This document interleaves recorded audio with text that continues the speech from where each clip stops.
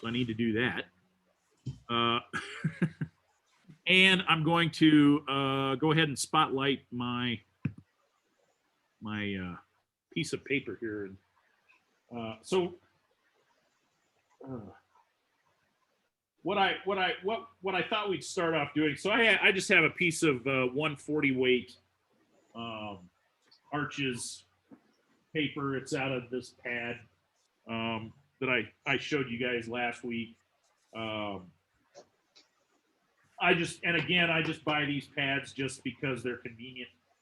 They're not the most economical way to buy 140 weight Arches paper.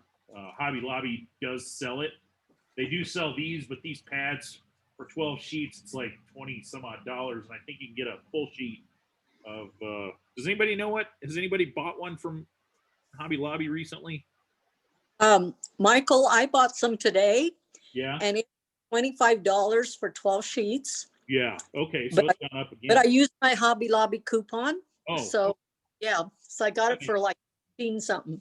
Oh, okay. Well, that's cool. Yeah. A lot of times I order these, I'll order 2 or 3 of these at a time. You can buy the full sheet, which is, it's the, what is it, like 30 by 28, I think, or something like that, and tear them down into smaller pieces. And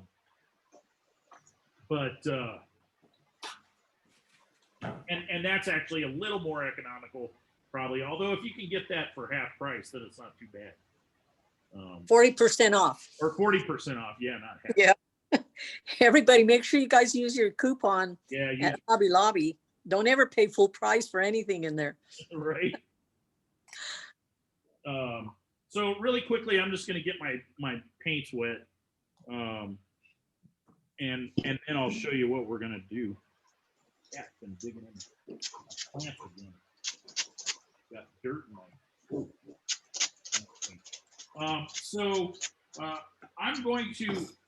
We're going to do a couple of fun dinner. We're going to do a couple of fun little exercises. So I'm going to tape this down, and then I'm going to split the paper in half. And I'll show you what I mean by that. So I'm going to tape this down on my board. And it's important that you have something, even if it's just like the roll of tape. It's important that you have something that kind of keeps your board at an angle. Last week I showed you that I had this little triangle thing, this little pyramid thing, but even let's see, even like a thick roll of masking tape, or even a thin roll. I've used this little box of things that I have here at times. So anything to put it on a slight incline. It doesn't have to be super steep. In fact, you probably don't want it super steep. But we're going to be using gravity as our friend today.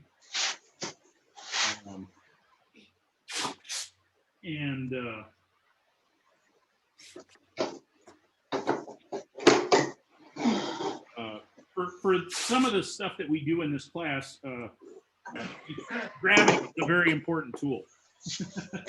And then I'm just going to divide this down the center, another piece of tape.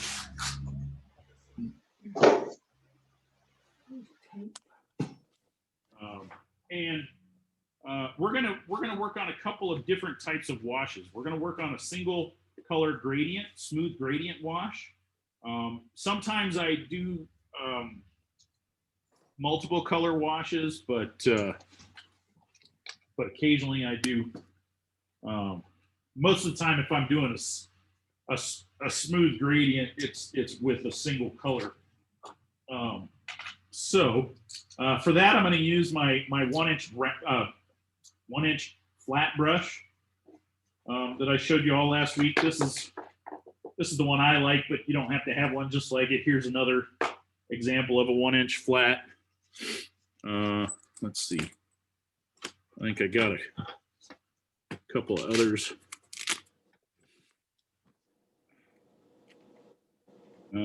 Yeah, here's another type of 1-inch flat. If we were all in the same classroom and you didn't have a 1-inch flat, I could loan you one. But this just happens to be my favorite one that I like using. So I'm going to get, and let me angle this a little bit so you guys can see what I'm going to do. There's this stuff all in my palette here. In fact, really quickly, I'm gonna clean off. I really like the color that I had mixed there, but I can mix it again. It's not a big deal. So I'm gonna clean off my palette a little bit. I just got it wet, and then I'm just gonna come in with some Kleenex. I probably should have grabbed a paper towel. I don't know, or a rag or something. But let's clean that up. Get that kind of out of my way for now.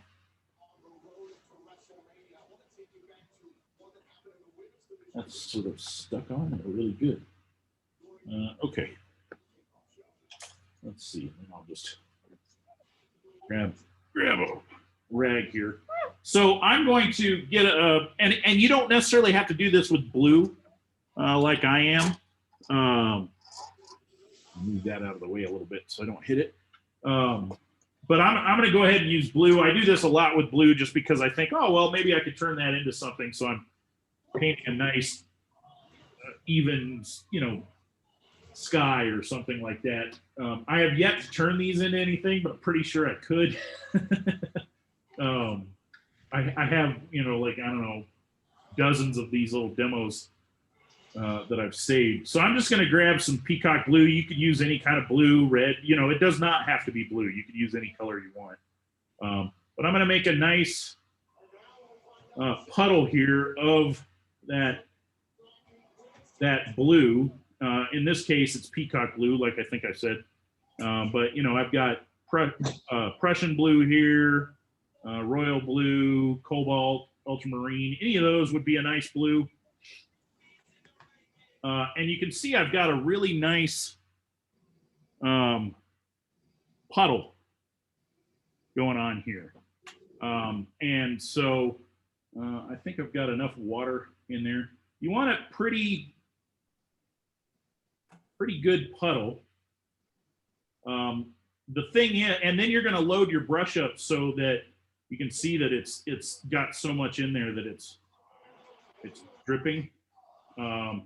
And it's pretty dry here right now. So sometimes I have to do a couple of passes just to get this to work right, but I'll show you what I'm going to do. So I'm just going to angle this back down onto my painting area and really load up the brush. And then I'm going to come in and I'm going to paint a single line across. Yeah, I'm going to have to do it twice. So same right on top of each other. In fact, I'm going to have to cheat and kind of load that up a little bit. But you can see, because this is on an angle, I've got a nice bead of water right there. So now I'm going to completely clean my brush out. As you can see, there's no paint on it anymore. Well, maybe you can't tell. If I put it in my hand, you can see it's pretty clean water. And I'm just going to use clean water now, and I'm going to run my brush right next to that so I barely touch that edge, and I'm just going to kiss the edge of that. And I talked for a bit, so it may not work as great as it normally would. And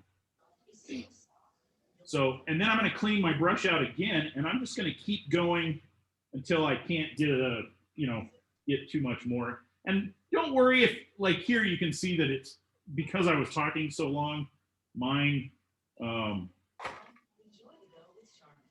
isn't working that well. In fact, what I'm going to try and do here, which I should wait till it dries, but I'm going to just add a little more paint up in here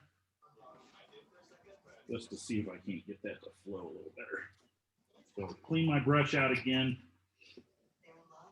Just touch that edge. There we go. and keep going. Up that edge.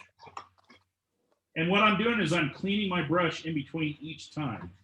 Yeah, I don't know if that solution of mine worked that well. But don't be discouraged if it looks like mine, or you know, I've gotten ones that work perfectly, and then I've had them work not great at all. Some days that's just the way it goes.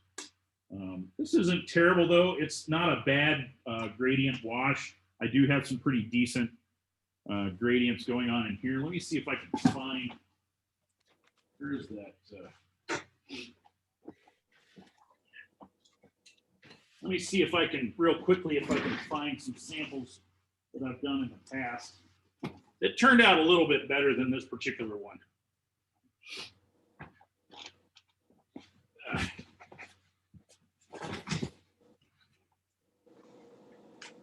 Yeah, here's one that turned out a little bit better. You can see I have a pretty decent stripe of paint going across there, and then it runs all the way down to the bottom. So that one turned out a little bit better than this one. Just, I think maybe that day was a little more humid. I don't know.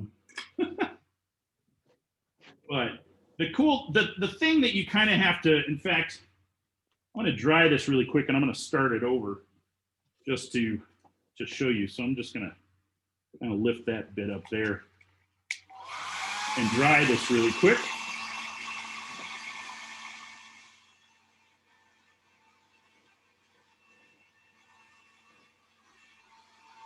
At least down here in the bottom.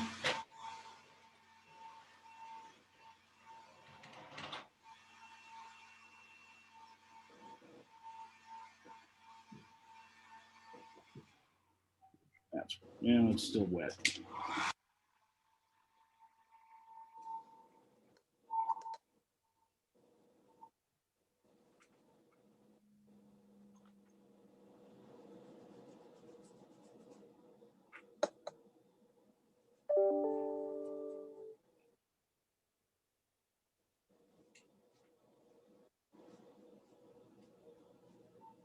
Normally, I don't like to use the hairdryer on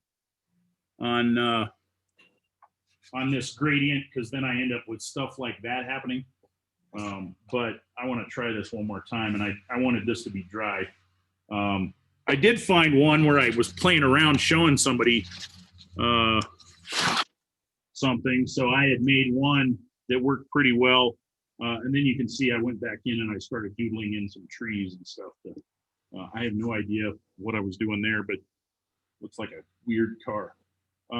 But I think I was just showing painting around other shapes, but you can see where this would make kind of an interesting sky. I could even come back in and add mountains or something later.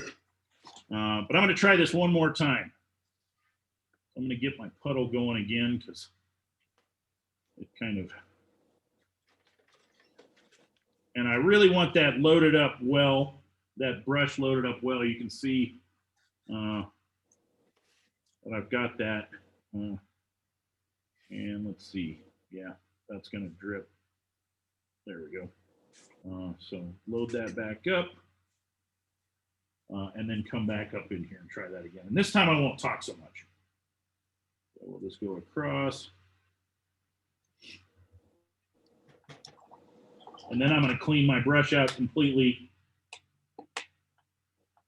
You come in. Yeah, that one's working a little bit better. I think I touched that there and got some oil on my hand or something from the. So that's what happened there, but that's all right. So, and again, in between each stroke of the paint, like this was the only one where I had paint in my brush. Yeah, that works. And then I'm cleaning it out each time, so I have clean water in my brush. And that gives you that nice, even gradient all the way down. Yeah, that one worked much better. I still had a little bit of that same kind of weirdness going on, and then I got some oil on my paper right there. But again, that's okay.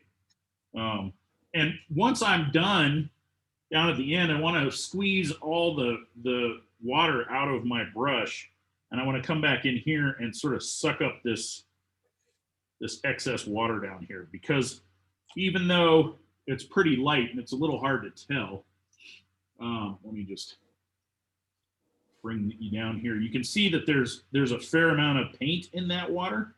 And as this section dries, because there's going to be more water right here because it's all flowing down, the paint will and the water will actually get sucked back up into the drier paper, and you'll end up with weird blossoms. So in this case, I don't want that, so I'm just going to go. And you don't really want it right next to the bottom of your page either. Right next to the bottom of your painting or something. So I want to just make sure I get that all sucked back up. Does anybody have any questions? I haven't made you all dizzy with my phone moving around.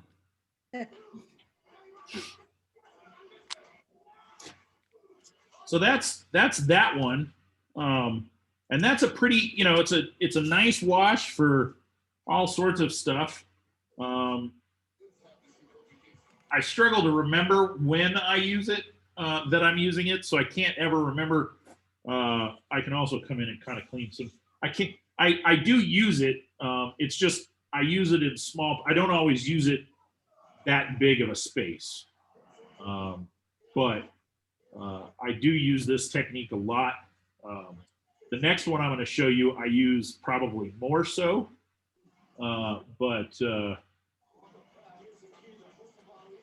and that's the multicolored wash. So for that, I'm going to keep that peacock blue puddle and see if I can't wrangle it in a little bit, because it got awfully big.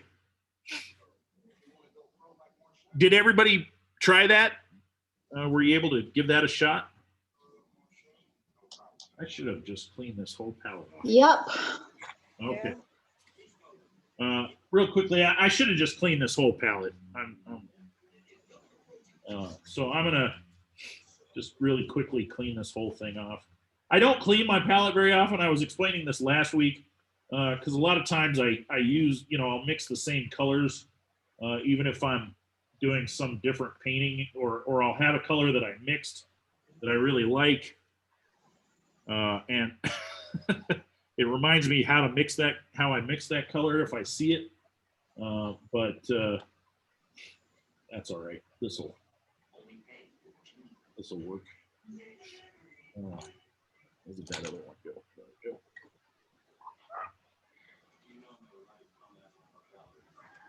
Oh, get that nice and clean. Hey, Michael. Yeah. When you do that wash, do you and you rinse your brush out? Is your brush completely filled with water, or do you tap it on the side or anything like that? I tap it a little bit, but it's mostly filled with water. I don't like to. For that one, now it also depends on the size of the thing that I'm putting that gradient on. But for the majority, like for this one especially, I just, here, I'll show you. Let's see. I really cleaned it out so it's dripping pretty good, and then I just kind of did that. That was the most, I just barely tapped it. Okay. That way I know I have plenty of water in my brush. You guys are getting a peek at how messy my studio is.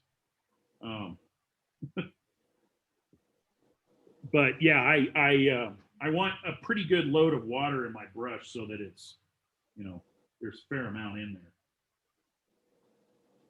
there. All right. I almost need like one other thing that I can film from so I can show the palette and the but the Zoom app doesn't let you zoom in, which is funny since it's called Zoom. it doesn't let you zoom the camera in. So if I put the camera up higher so you could see everything, then you can't really see that well what I'm doing on the paper. I haven't found a perfect perfect setup yet, but this is the best I can do. Okay, so I already have a pretty decent puddle of peacock blue. I'm just going to randomly pick some colors. I am going to look at colors that I know will work well together, but that doesn't always mean, like here, I'll show you this real quick. This was not my favorite multicolored wash that I did here. Here I just had us painting around a shape, a random shape. On that other one, this one, and pay no attention to this drawing on there. That was something I did afterwards.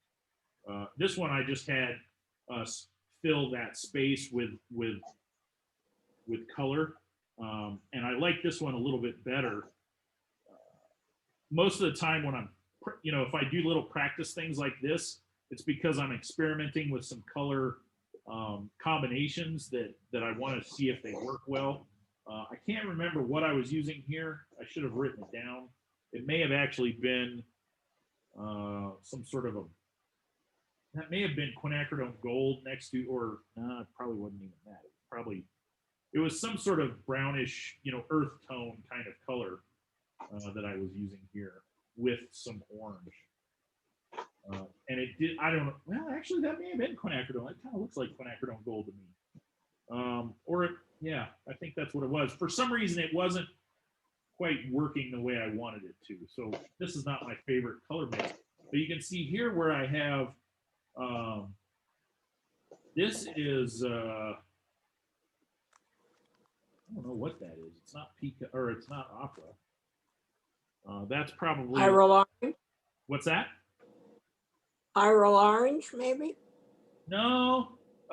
This right here, this orange is permanent yellow orange. That's what this is. But that color there is one of those quinacridone pink or rose or quinacridone, one of those quinacridone colors that I have, like quinacridone magenta or quinacridone red maybe. They kind of have that pink hue. Anyway, that next to the peacock blue and even this orange with the peacock blue made some interesting things. Even the orange and the blue, which you wouldn't think would be great together, made some interesting color combinations.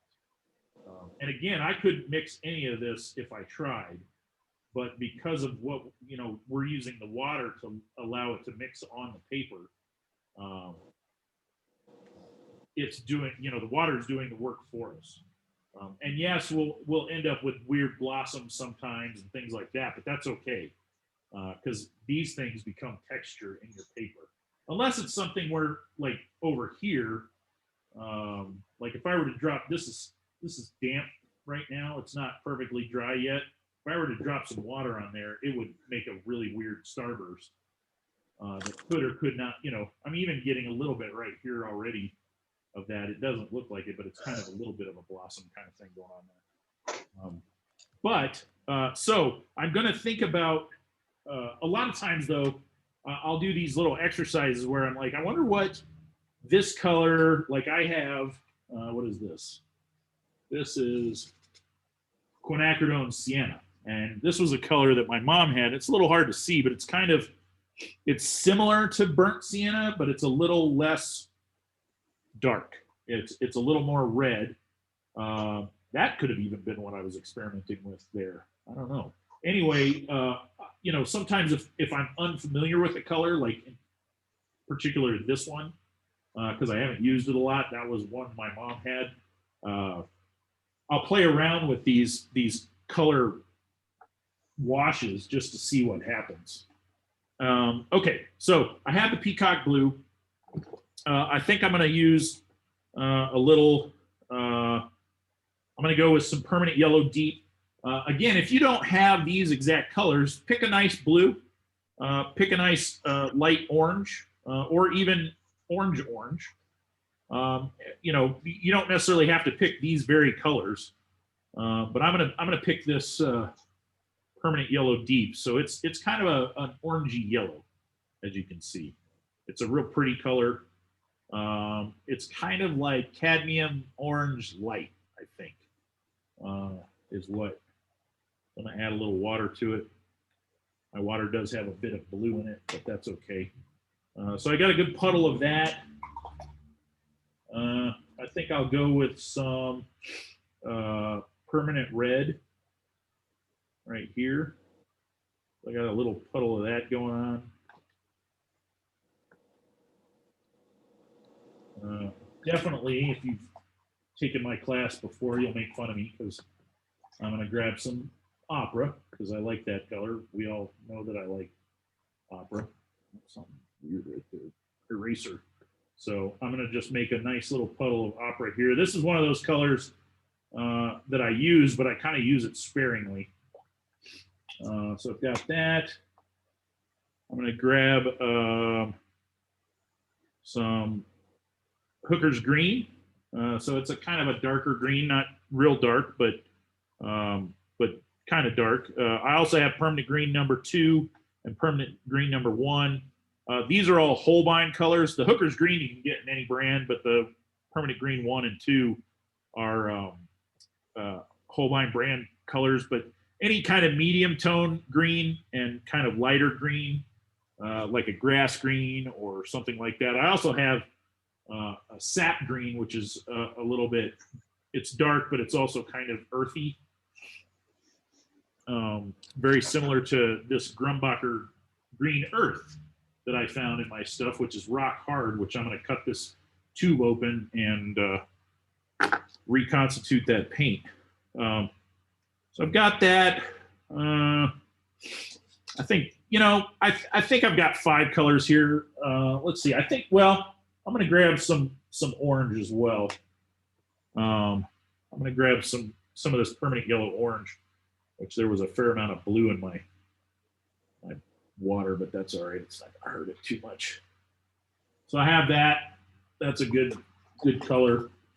And I think I'm going to try and leave this kind of at this angle so you guys can see what I'm doing. Now, I've made these puddles just so I know that I want to use those, but I may, whoops, I dropped some water in there and it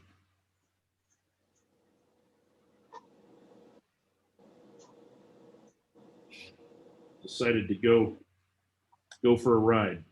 There we go.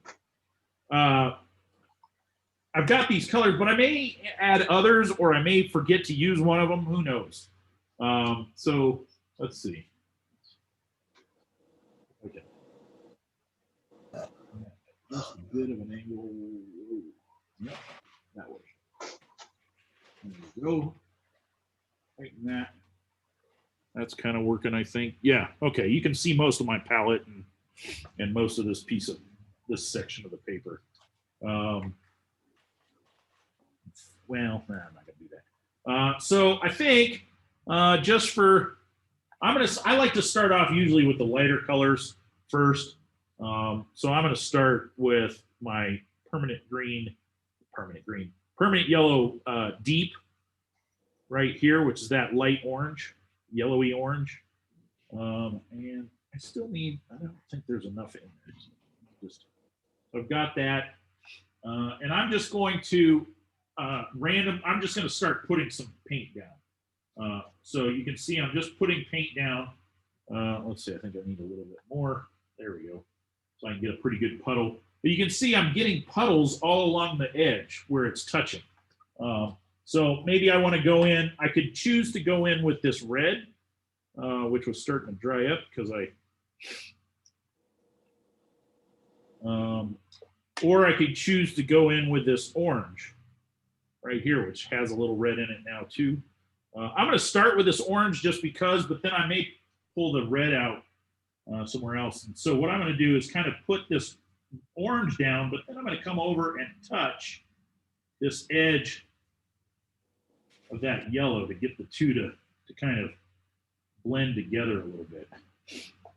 And then now I'm going to mix in some red. So I'm going to grab some red, and I think I'm going to put it right here. So I want that pure red in a couple of spots, but then I'm going to come up and kind of touch the edge of that. And you can see that I've got some red kind of popping up into that orange, or that kind of orangey yellow. Maybe I'll switch over to a peacock blue and do a very good job of washing my brush out. So I want a little peacock blue here, and then I'll come up and just kind of touch some spots and see what happens. You can see how that just by barely touching that edge, that got a little dry on me. But just by touching that edge, that paint starts to flow in there. Especially right here, you can see where this got a little dry on that edge, but you can see where, because there was a good flow, I've got some orange coming down in there. I've got that red in there. And it's making this kind of color right here. If I were to try to take those three colors and mix them together, I would end up with a weird purple. Not even that pretty, probably. Let's see. Let's grab a little of that orange again, or the permanent yellow deep again. Not getting a good wash. There we go. So I'll grab a little of that. I'm going to put some of that down here, and then come up and just touch the edge of that. And you see I'm getting kind of a really pretty kind of turquoisey green. Let's pull some more of that yellow over here. Maybe we'll come in with some of that hooker's green now, and we'll see what happens. I'll pull that up into that peacock blue, and then over into the yellow, and then this is probably too dry, but I'll pull it up into there and see what happens. I could even force things to run more by just taking some clean water. You see I'm dropping that on there. Just by putting some clean water, I can get some of that color to run some more. Or I could come up to there, that's still pretty wet. I can come up in there with some opera, and I could drop that in a few spots, kind of like that, and then add more water. So now I clean my brush, and I'm just going to add some clean water to that and get that opera to kind of run down through there. Maybe we'll finish this off with some orange, just to see what happens. And again, this is more of an experiment than trying to make anything happen, but that's usable. But I have this orange. Let's see what happens when I do that. It might be weird. It might be good. Who knows? And actually, it's not terrible. If I were to mix that orange and that orange and that green together, though, I would, well, I'll show you. I've got the orange here. Let me grab a little, it makes this really gross. Well, maybe not gross, but it's not the prettiest green right there. So it's kind of like an earth green. But if that's not what you want, whereas here, I've got the two kind of mixing, but I've got pure green in there. I've got pure orange. So it's not too bad. So you get interesting color mixes, like here where I've got that opera coming down into here. I've got that orange and red coming down even more. You can see more of that orange right in here. These are all things that we're going to use throughout the class here on a large scale. And it's not the prettiest thing that I've ever painted, but there are some interesting color combinations that are happening in this piece. I mean, obviously this isn't something I would frame because it's just a little practice piece, but where I'm just kind of getting used to painting. And here we've kind of we've kind of pushed the envelope a little bit because I have yellow and orange and red and blue and green and yellow and orange all in the same area, not necessarily forming anything. But if I was doing a sky, kind of like I did the demo from last week, where I was doing very similar things with just blues. Obviously, this yellow and orange was added later, but that was just done with various shades of blue, but very similar to this. Does anybody have any questions on that? Concerns? Okay, I'm going to take your silences as you're good. You're not confused. I'm going to quickly pick this up and dry this off because, well, actually, I could probably do some of the practice stuff over here. I'm just going to let that dry and see what happens as it dries naturally. So this is perfectly dry over here now. So I want to talk a little bit about using your round brush. So I have 3 round brushes here that I use a lot. I don't necessarily need all 3 of them. I could get by with 1 or 2, probably medium size. This is actually also a medium sized brush. If we wanted to get into bigger brushes, we could, but this is 10. I do use it because I'm doing these smaller paintings. I do use it as my sort of large round brush, but I think I've showed you guys that I have a 38, which is about that big around at the ferrule. So what I'm going to do is real quickly, I'm going to just get my brush wet, and you can see that it comes to a really nice point.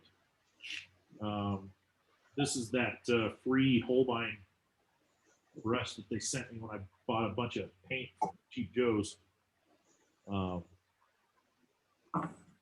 let me grab a drink of water here. My mouth is getting dry.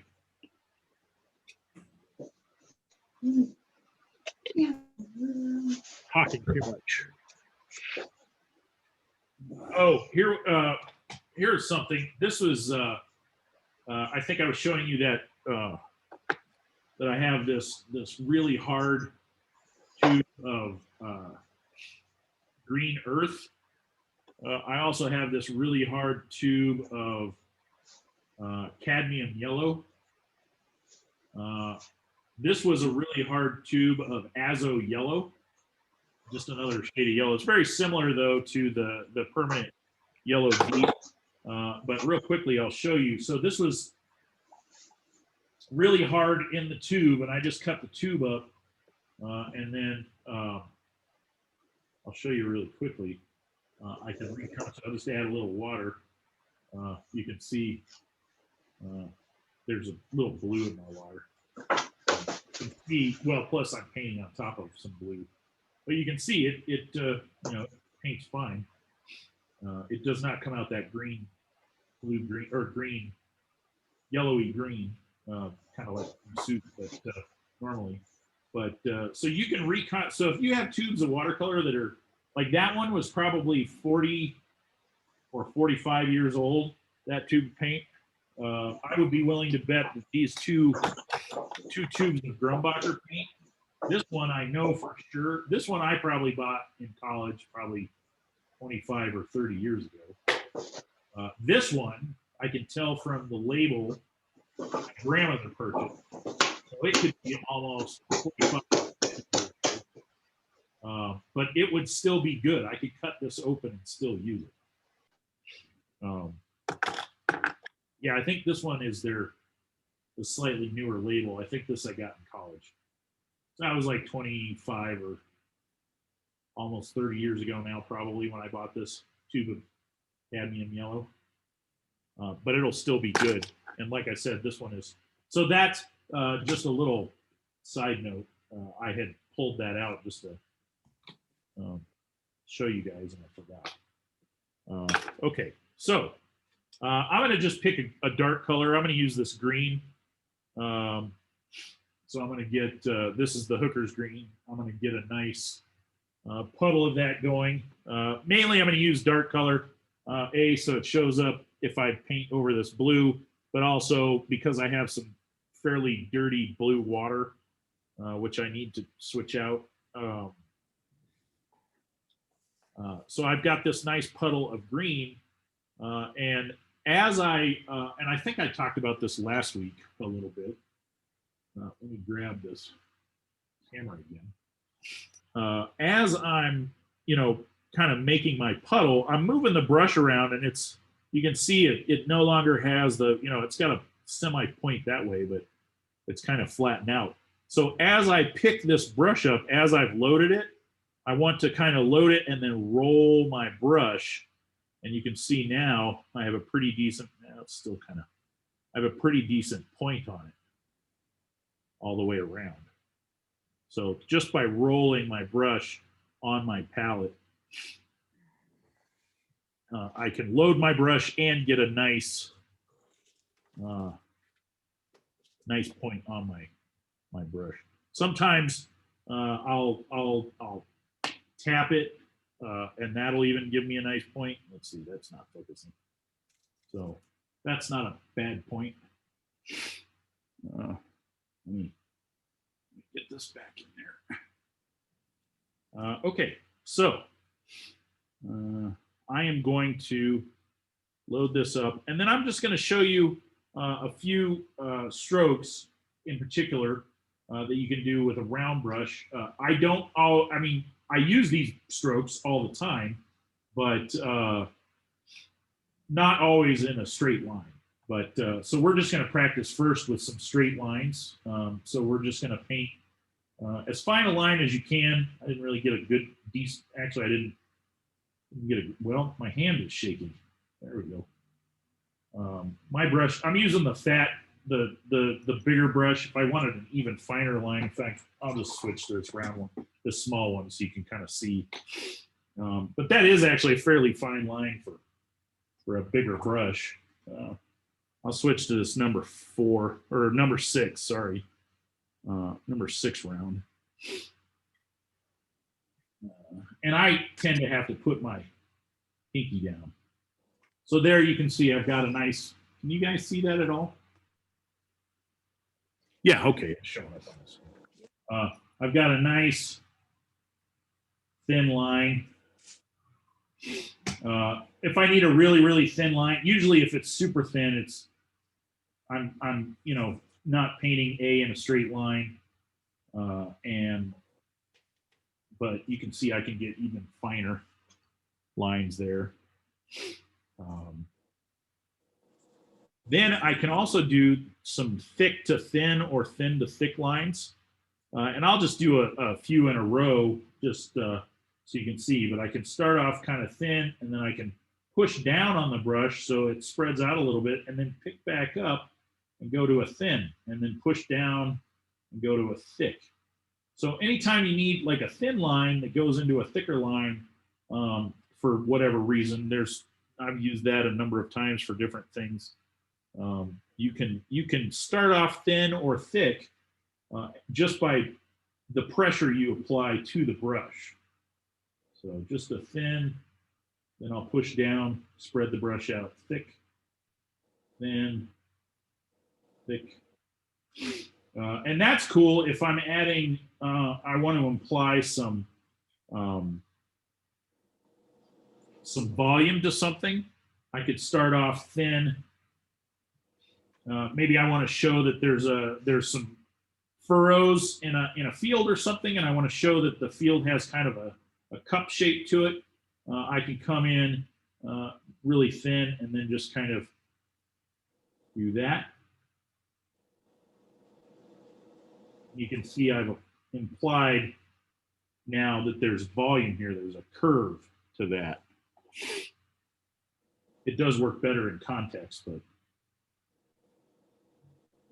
thick. But yeah, that's starting to work. So you can see. Also, your brush should be able to. A really good brush will hold a lot of paint.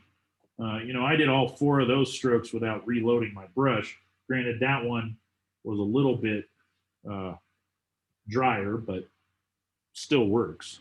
Let's see. Trying to think of the other.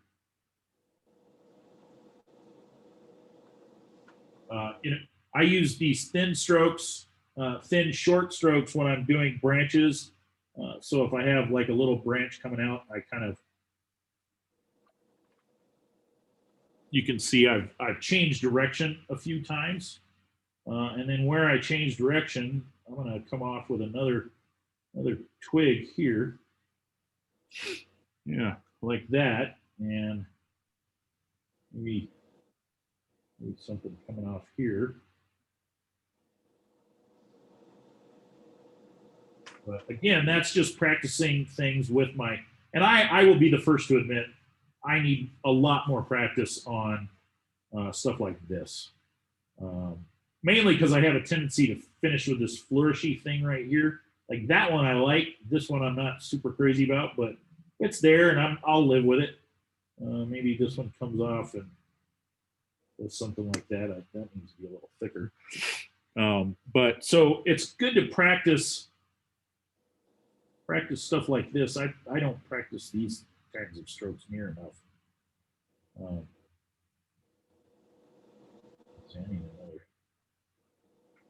Something coming up this way or something. But and right now it looks weird because there's not near enough stuff, but those are just other fun strokes to practice. I'll tell you what, I use this little guy here, this kind of furrow looking thing, a lot just to get volume and but even real thin strokes like that. I use this thin, thick, type of thing if I want to show, the movement in something. I use that a lot as well. And then I also do, similar to what we did here, I'll use the round to do washes. So probably not this small round. That's more of I use that more of a round liner, but I'll also use the round. We'll start off here with a little peacock blue. I can do a little wash in that. And then we'll come in, maybe I have a little green, just kind of paint on some color. There's a little yellow over here for some reason. I don't know why. I actually probably would have started with yellow, green, and then gone to blue first. But like if I was painting a tree or something. And then even into some deeper purple kind of colors. But you can do these kind of multicolored washes with your round brush as well. You can do fun, wispy kind of, I'll go back to I'll just grab some of this. I'll just grab some of this red.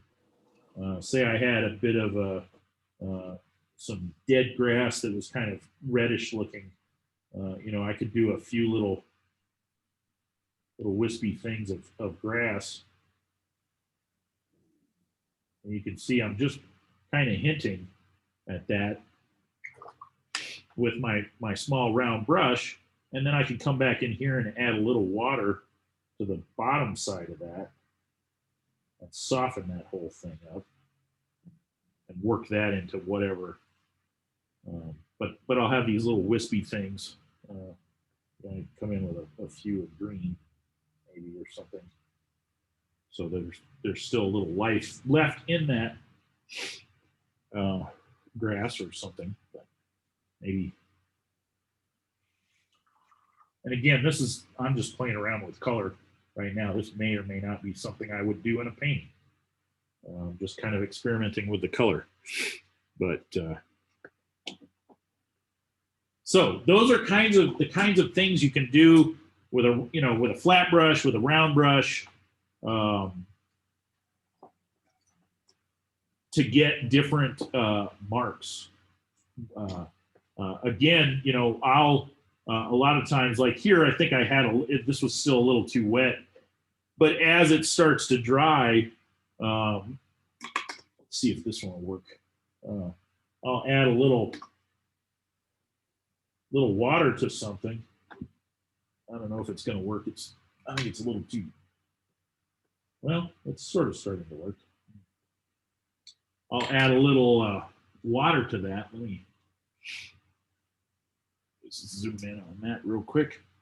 And I can get some really cool texture within that wash just by dropping water in. Here you can see I've got a little bit of a blossom kind of thing happening there. I can come in and maybe I don't like that round shape that was happening there. I can come in and kind of move that, you know, around. But now I've got this really cool, and it's subtle.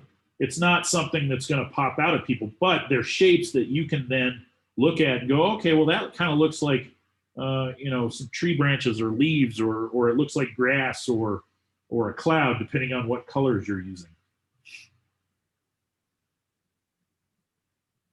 Any questions or anything?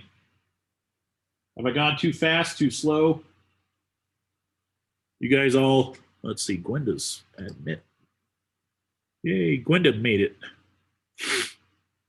It's good to review all this.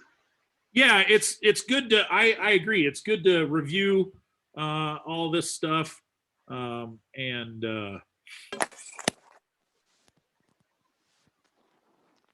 practice it from time to time. So I'll do this, especially like I haven't really painted a lot over the holiday. You know, because I was sick and then I just didn't really feel like painting. I painted a little bit, but not a lot.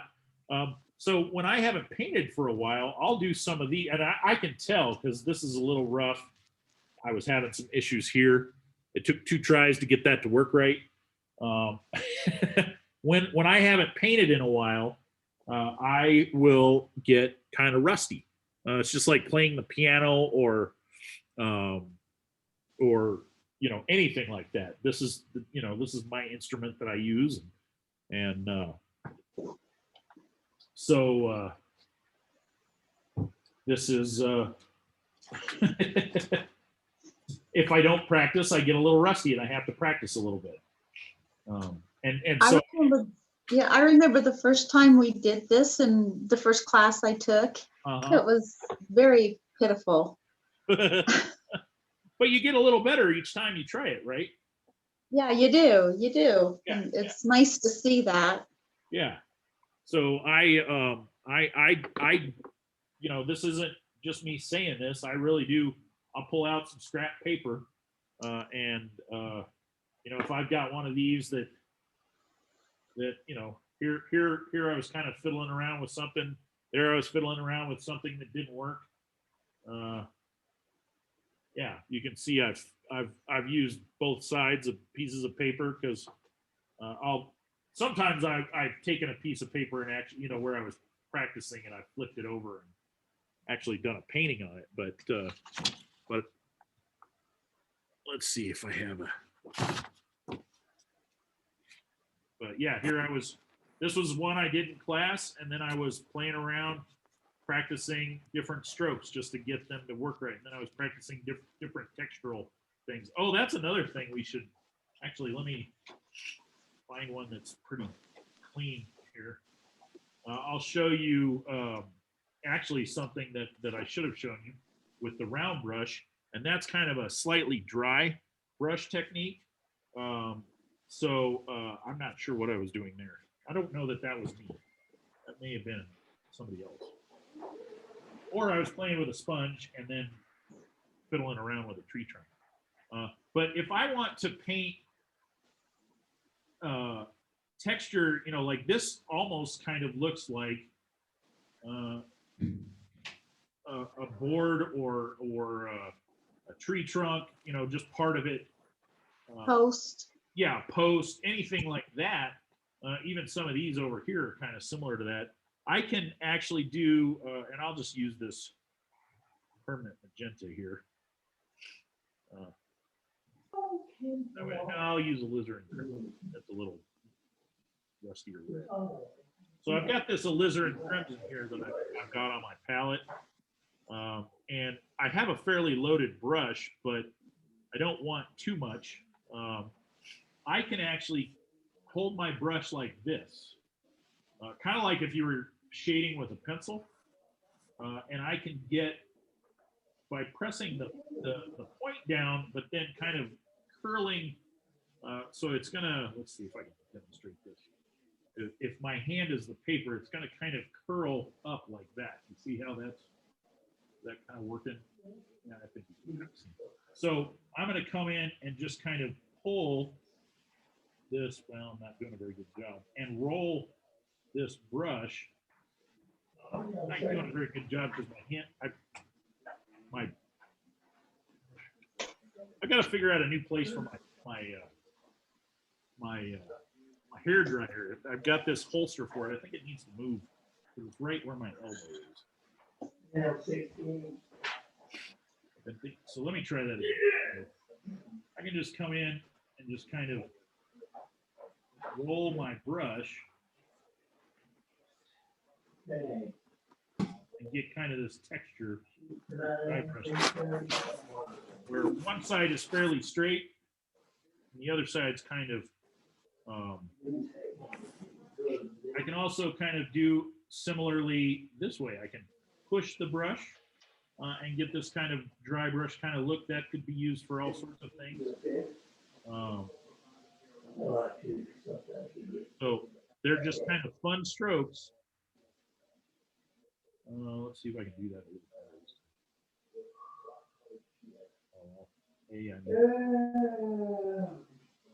So I can kind of push down and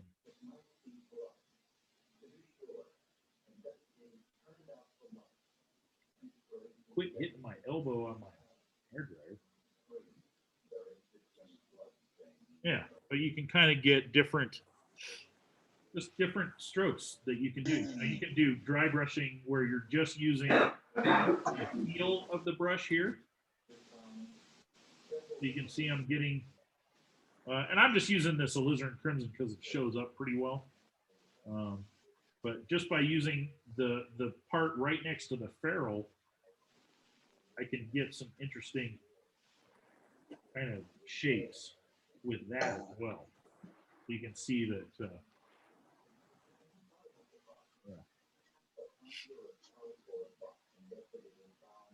all sorts of interesting things you can do. I've done this where even with a fairly loaded brush, I can get a fair amount of water in there. And you can get a pretty decent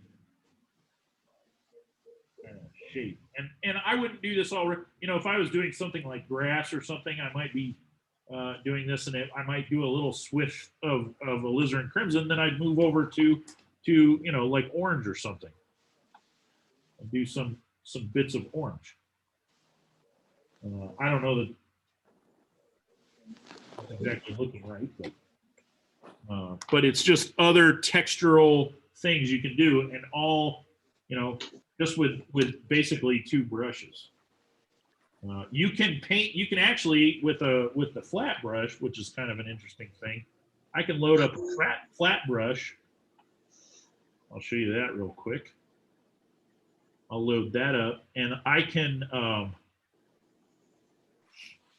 actually, because it's got a pretty nice edge on it, I can actually draw a fairly decent line with that, just that corner of the brush.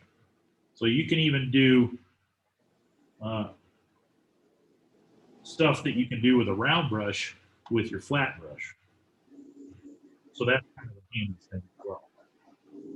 Just different things you can do with your brush. Hey, Michael? Yes, sir. Show us a little bit about the credit card thing, because I really like that. And I don't know if you mentioned it. I did. I talked about how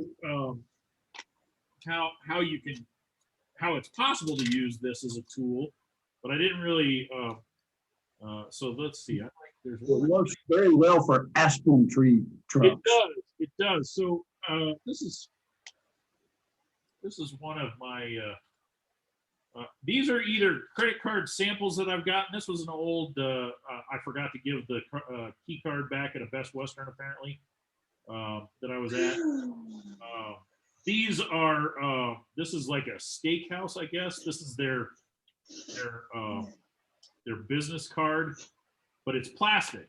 And these were samples that I got. This was a Extreme Lashes sample business card. It's a plastic business card that I got at the Adobe Max conference. But then you'll get these credit card advertisements that have a little plastic card in them. I save those because they make a good tool. And I generally cut off like an edge like this because that way I have like a short kind of edge. I have a longer edge. I can use all sorts of. Plus, I'll have a nice little sharp point. I've got some softer points for doing different things. But one of the things, and what Tommy was talking about, is let's say I take. I'm just gonna use this peacock blue. If I use this peacock blue, or any color for that matter, and I want to paint kind of a tree trunk kind of thing, I can come in and paint a nice line of color, and then I can come in with my little plastic card, kind of pull that so that I get some texture. Let's see if you can see that. See how I got that nice texture going there? And that's just by pulling the paint. Let me try that again. I'll get a little bit better load this time. So if I want, I'll just put this down right there. I've got that nice line of color, and then I can just pull. If you got an old credit card, obviously you want to cut off some of the numbers so people can't get your credit card information from it. But I have done that where I've cut off the last 4 digits of things. Like this isn't a real credit card. Like the VA, I don't know, some company that New Day Veterans. I think because my dad co-signed on my house for me years ago, and he is a veteran. I think that's why they assume I am. Anyway, but like a real credit card, I would cut off some of the numbers and different things. But it does work really well, particularly if you find a good thick one. Like I really like this Best Western key card that I apparently stole. I'm not saying to go out and steal key cards from motels, but they are pretty decent for that. Actually, I do like these plastic business cards that I found. They've got a nice thickness to them. This one is a little thinner, but it does work. But yeah, I just cut it.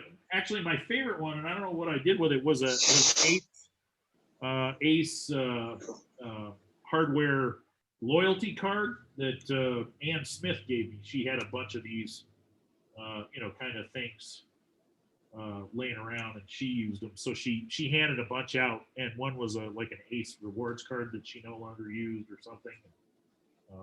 It made a really good tool. But you can use whatever side. Sometimes I'll use this edge, sometimes I'll use this short edge, or even this long edge to do things. Plus, you have these nice corners where you can drag through.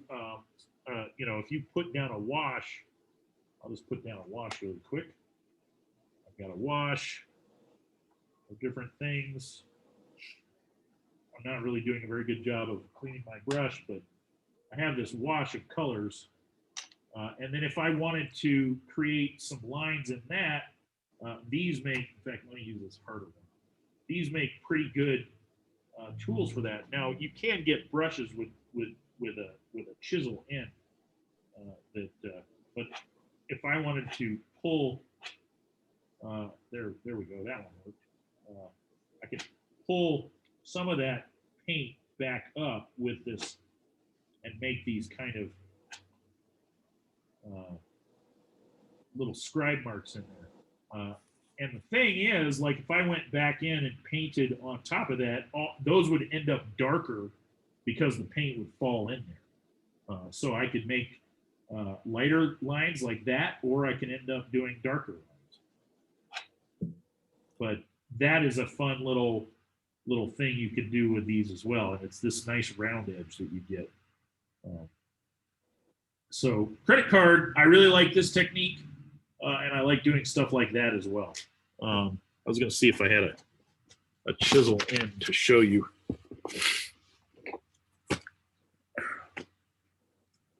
With that other.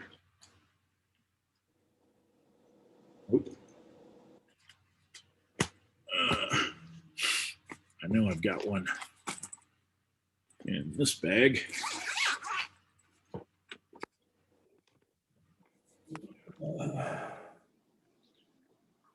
So this is a really beat up Grumbacher brush, and somebody chewed on it. I think my roommate's dog, because I had this in college. But it used to have a nice, let me see if I have a better one. Here we go. This also is a fairly beat up Grumbacher brush, but you can see it's got this chisel end in it, and you can do very similar things with that. That's why they put these chisel ends in brushes, is so you can do things of that nature. But if you don't have chisel end brushes, which I don't normally use, these are pretty beat up brushes. The credit card, thing works really well. A good thick credit card. So, yeah, it does. It works really well for aspen trees, or any trees for that matter, but particularly aspens. Kind of a fun little technique with that. And even if you took, your credit card out of your wallet or your purse or whatever, and cut it up, you could use it. I just like having that shorter edge. These two short. Oops, I don't even have my thing. I just like having this shorter edge and this shorter edge because plus the angle kind of, I don't know, sometimes gives you something, makes it easy to hold on to with that shorter edge too.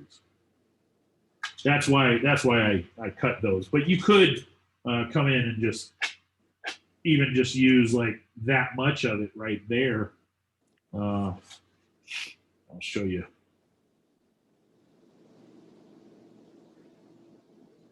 If I paint a nice line of paint there, and I just kind of bend my card a little bit, I can pull it pretty easily as well. So even if you don't want to cut up an old credit card, or you don't have any that you can cut up or whatever, you can use, whatever. You can even use your driver's license or something like that. I've used old driver's licenses as tools. Anytime I get mine replaced, I'll cut part of it off. So, all right. Any questions about that?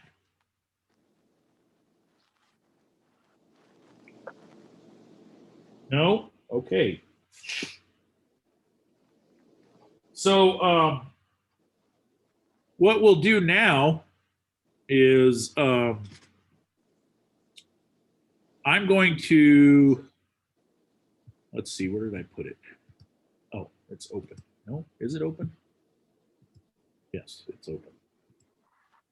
I further cropped that image that I sent you guys. Let me share my screen really quick.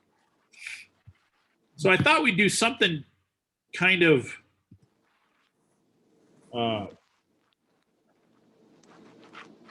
easy-ish. And some of you may have done this same scene, but the cool thing about watercolor is it never comes out the same twice. So even if I painted something more than once, every painting looks different.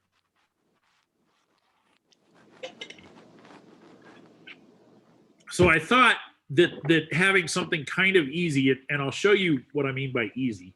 I've got this sketch that I did, and I'll show you. Let's. What am I looking for?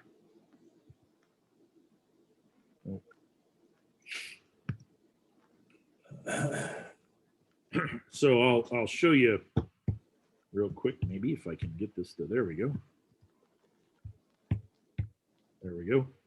It's a little small, and I apologize for that. Let's see. Spotlight for that. You can see that I've modified stuff. I kind of took these shapes of these houses, which I can zoom back in on,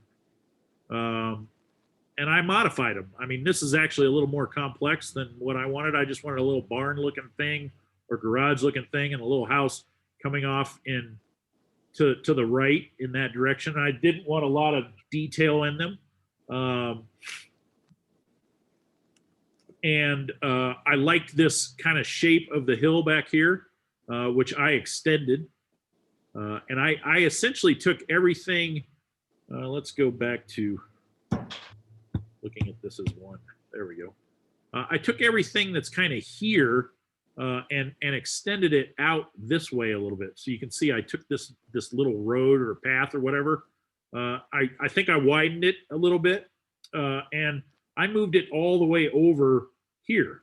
I took out this fence because I didn't think it was that necessary, but I could put it back in quite easily. I could put some fence posts in somewhere. I like it. It just seemed a little too symmetrical, so I didn't want to do that. I just wanted this road and the field is really what I liked. And I liked how this side of the road looked a little higher than this side of the road, like everything's sloping down to the left. So I exaggerated that here. And then way back in here, you can see some other trees, but they're really far back there. So I exaggerated those again and pulled those in. And then I exaggerated how these hills back here look. I made them a little more mountainous. So I'm using this photo as inspiration, but I'm not painting this place. This is a photo that a friend of mine took in somewhere in Europe. Zoom Watercolor. And let me, use it. And I'm not doing very well in it. I like it, but it's, it is what it is. It's I don't think the composition of the photo is the best, but also because this road is where it is, that's where he took the photo. I wanted to make these hills back here, these mountains or whatever, a little more dramatic. I wanted to make this little valley a little more dramatic. And I wanted to make this hill and look a little more like a field. Here you've got little walled off fields, but and then I wanted to simplify these little houses in this sort of grove of trees. So what I think we could do now is let me go back to yeah, that's right. Let me go back to this. And what I think we could do now is sketch this onto our paper if you want. But think about the composition. Think about how this road, right now this road is leading you off of the paper. Now you can see that it curves back around here, but it's really hard to tell that that's what it's doing. It kind of comes around and curves around this field. I want it to look like it's coming. I don't want to be led off it still leads me off the paper. So I'm cruising along here, and I'm gone, and I'm looking at something else way over on the right. I've moved on to another painting. So this road leads you out of this photo. And here is the shortcoming of photography. We're locked in, with a camera, we're locked into what is. With a pencil and some paintbrushes and some paint, we can make it the way we think it should be. So that's why, real quickly, I'll come back over to this one. Here it is. That's why I moved the road completely over here, and you can see it now looks like it's leading up to this, which ends up being kind of where I want my area of interest to be. It does move on over into here in these trees and stuff like that, but this is really going to be my area of interest. And this is going to lead me in. This is going to kind of bring me back around here. And then my shadows that I've drawn on here will lead me back to the road and back up. So it traps the viewer in here, and so that they continue to look at your painting versus following this road off to somebody else's painting. Does that make sense to everybody? So think about those things when you're laying this out. And you don't need to be like, I was not a slave to the photo in more ways than one. I made my mountains a little bit bigger. I deepened this ravine. I simplified the ravine, and I took these trees that are down in here, and I made them a little bit bigger and more interesting, just to help lead the viewer back around here. I took out this wall and this because it was just a little too, this post is the same as that post, which is the same as that post, which is the same as that post and all these posts. I took those out because I didn't need them. I could go in and add a hint of that fence, but I wouldn't do every single one of those posts all the way down. Because again, this is the world I'm making, and just like you guys, you're making this on your paper. We're not locked into what the photo, what really is there. And if you did this painting and you framed it and hung it on your wall, nobody would ask you, where is that? Well, maybe somebody would, but they're not gonna, somebody who's familiar, who's ever been to this place is not gonna go, oh, I know where that is. And even if you painted it exactly, they probably wouldn't know exactly. And it's not important that they know where it is. It's just that you're telling a story of coming down the road to this little homestead with the trees and that's the story we're telling, not the exact location of where that is in the real world. Well, actually, I have to rebuy. Any questions about that?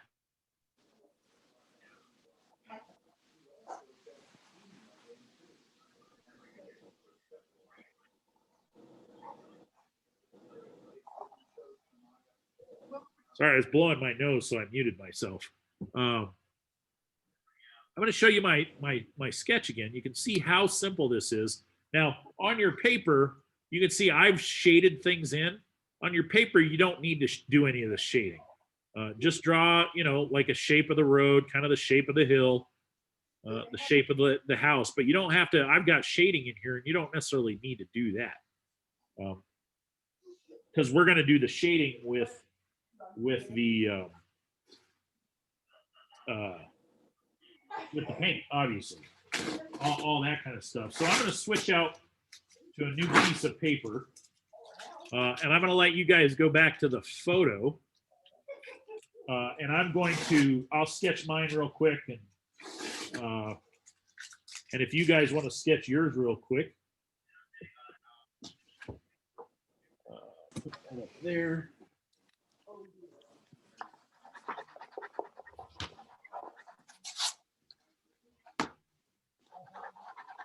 Sometimes it might help you to sketch it like I did. I made the little sketch of it first. Sometimes it helps to sketch it out first on a different piece of paper and then sketch it on what you're going to actually paint it on. And don't worry if it's not perfect. It's okay. It doesn't have to be perfect. This is all practice. We're all practicing here. Even if I got a painting out of here that I think the last time I tried this, I didn't really care for my painting. Maybe I don't remember if I did or not. Anyway, I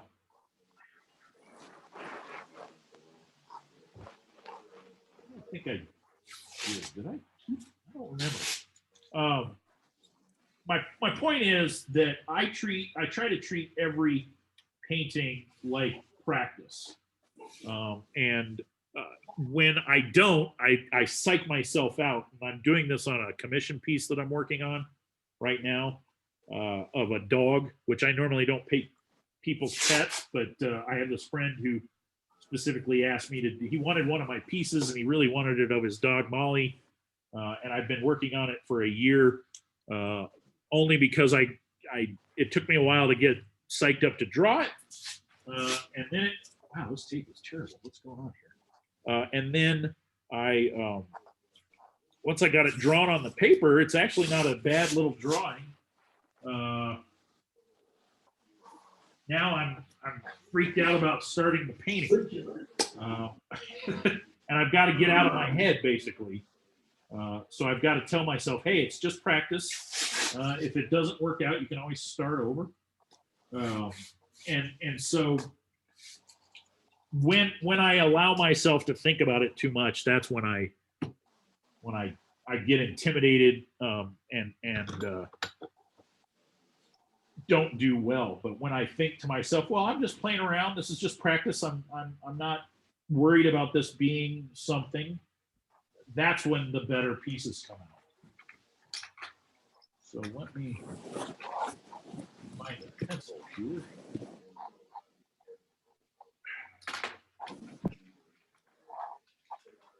Ooh,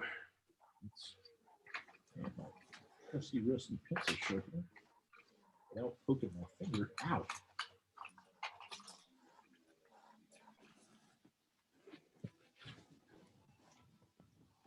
There's that other one. Could have grabbed that one much easier. And don't make your marks too dark. Just draw lightly. Again, it doesn't have to, and it doesn't have to be perfect. So I'm going to really quickly kind of sketch this in. Let's see. I want that to...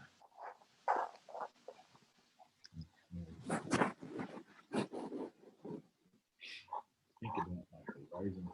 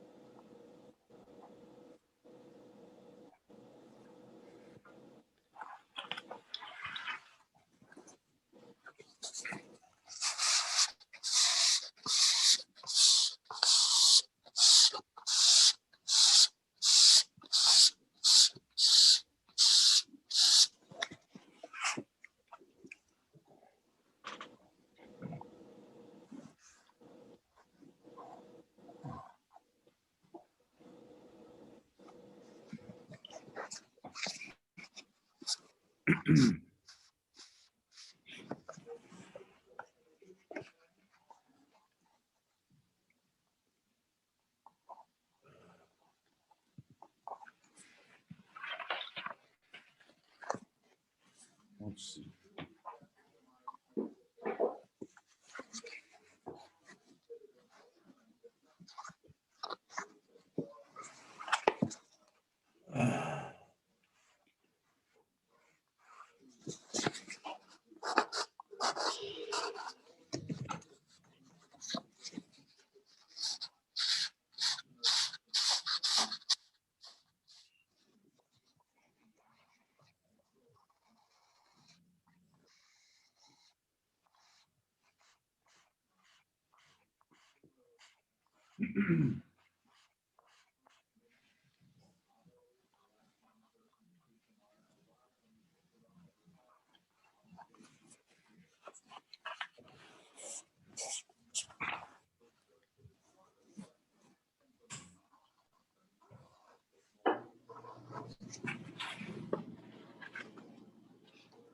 Huh.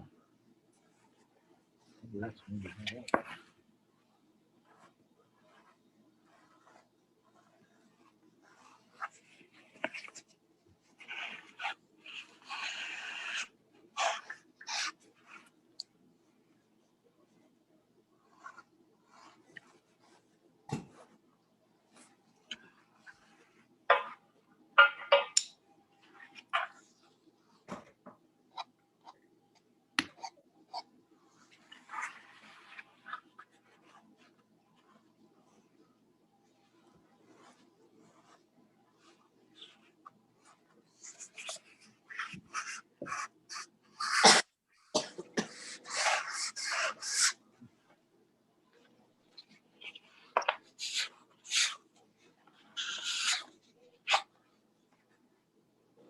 Oh, that's what I did.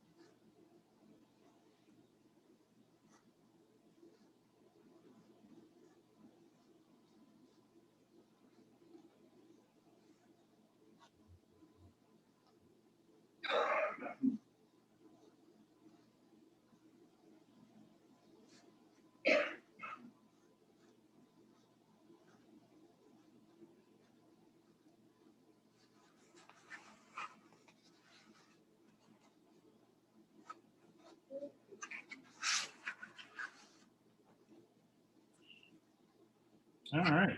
Is everybody kind of got their sketch done on their paper? Or? Yes. All righty. I'm gonna switch over to let's see, where is it? Spotlight for everyone. There we go.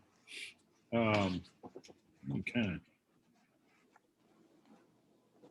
re-aim this thing here.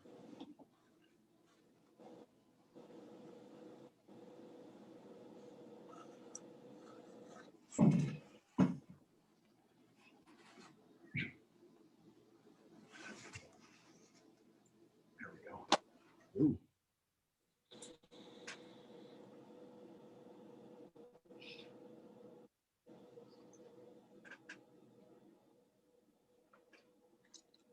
All right, so I quickly sketched this out. It it even changed a little bit from my sketch. You can see, and that's okay because it's never, again, anytime I draw something, I purposely don't want it to look the same. And I worked out a few things that I thought might be problems. I still not totally sure. I like how I've got this road right here. I did go in and try the fence. I tried sketching that in, and I just don't think it needs it. That's just my opinion. I'm not saying that y'all's can't have the fence. I just again, this is going to be your painting. This is just how I'm choosing to interpret this. Get rid of that extra line there. I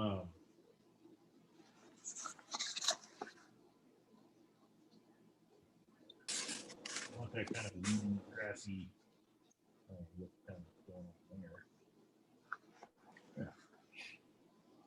there. So what I'm going to do is start with the foreground. I kind of work my way back. I know a lot of painters start with the sky, and I've talked about this in other classes, but I generally finish with the sky so that I let the painting dictate how the sky looks. In the photo, it's this nice kind of partly cloudy day, not even partly cloudy, it's mostly sunny with some clouds off on the horizon. Maybe that'll be the way mine looks on as well, but I don't want to have the I don't want the sky to dictate how my painting looks. I want my painting to dictate how the sky looks, if that makes sense. So I'm going to start. I like to start with my foreground and kind of work my way back because I use a lot of negative painting. So I can start with some lighter colors, and then anywhere I'm going to have darker colors, which are the majority of my dark area, is going to end up in my kind of area of interest here. That's where most of the contrast is going to happen. Michael? Yeah. Can you talk about, for the new folks, what negative painting is? Oh, yeah, I sure can.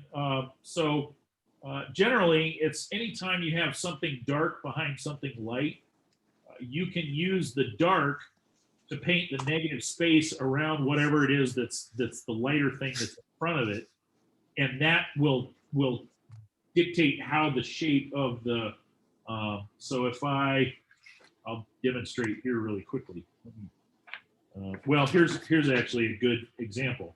I have this light shape here of a wall, and this dark back here against it is what's actually, even though I sketched that line in, this dark is what's showing that shape. So by putting that dark, in this case pencil, but wash around that, I've now made that pop out more, and sort of shown how that shape works of that wall. So that's what negative painting is. To create this positive shape here, I painted the negative space, but I drew in this dark in the negative space surrounding it. So I've now created these shapes with the light of the positive and the dark of the negative space around it. That doesn't mean bad. It just means it's the negative space around it. I'm going to try and find. Let me find a real quick example.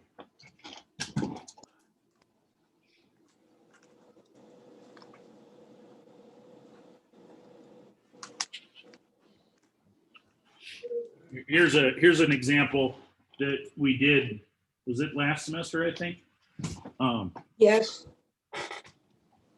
So this dark shape here is actually a positive as well, but it's the negative space to this wall. So this dark shape of this tree here is the negative space to this wall, whereas these darks back here are the negative space to this tree and these other lighter things coming in here, as well as these flowers. That's all the negative space creating that shape of that flower. This dark on the wall, that's a negative space around this flower. So that's what I mean by negative painting. Hopefully that's clear as mud. But I'll also demonstrate that as well. So I like to, like I said, I like to start in the foreground. And I kind of like to start with, some of this grassy shape stuff. I can even get some of this laid in.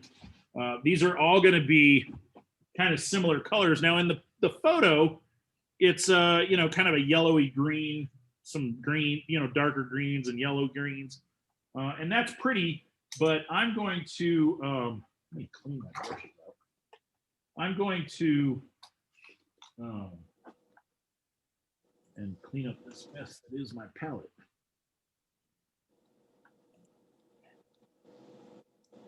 What I need is this.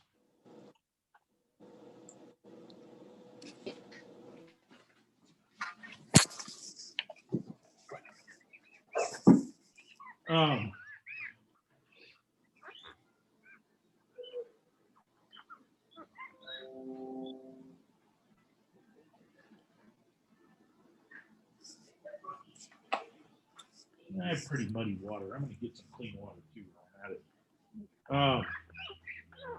Let's just take a second here.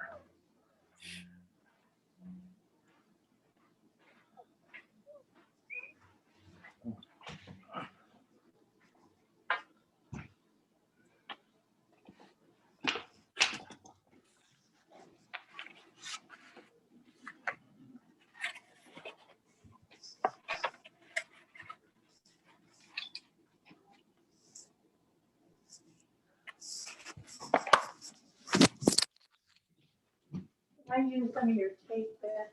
Yeah, it's in my bag. My first drawing is awful, so I did it again on the other page.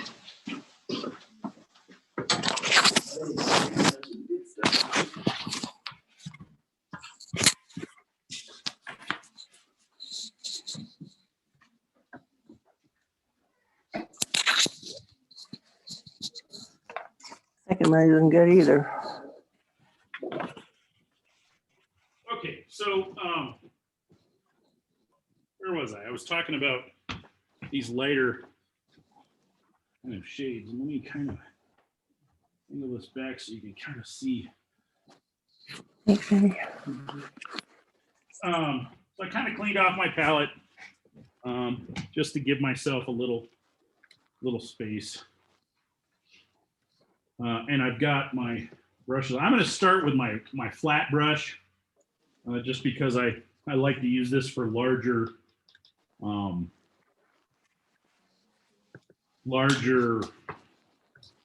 sections where I'm kind of filling in a lot of color.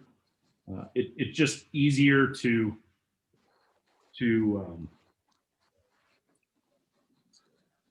get a lot of color down really quickly.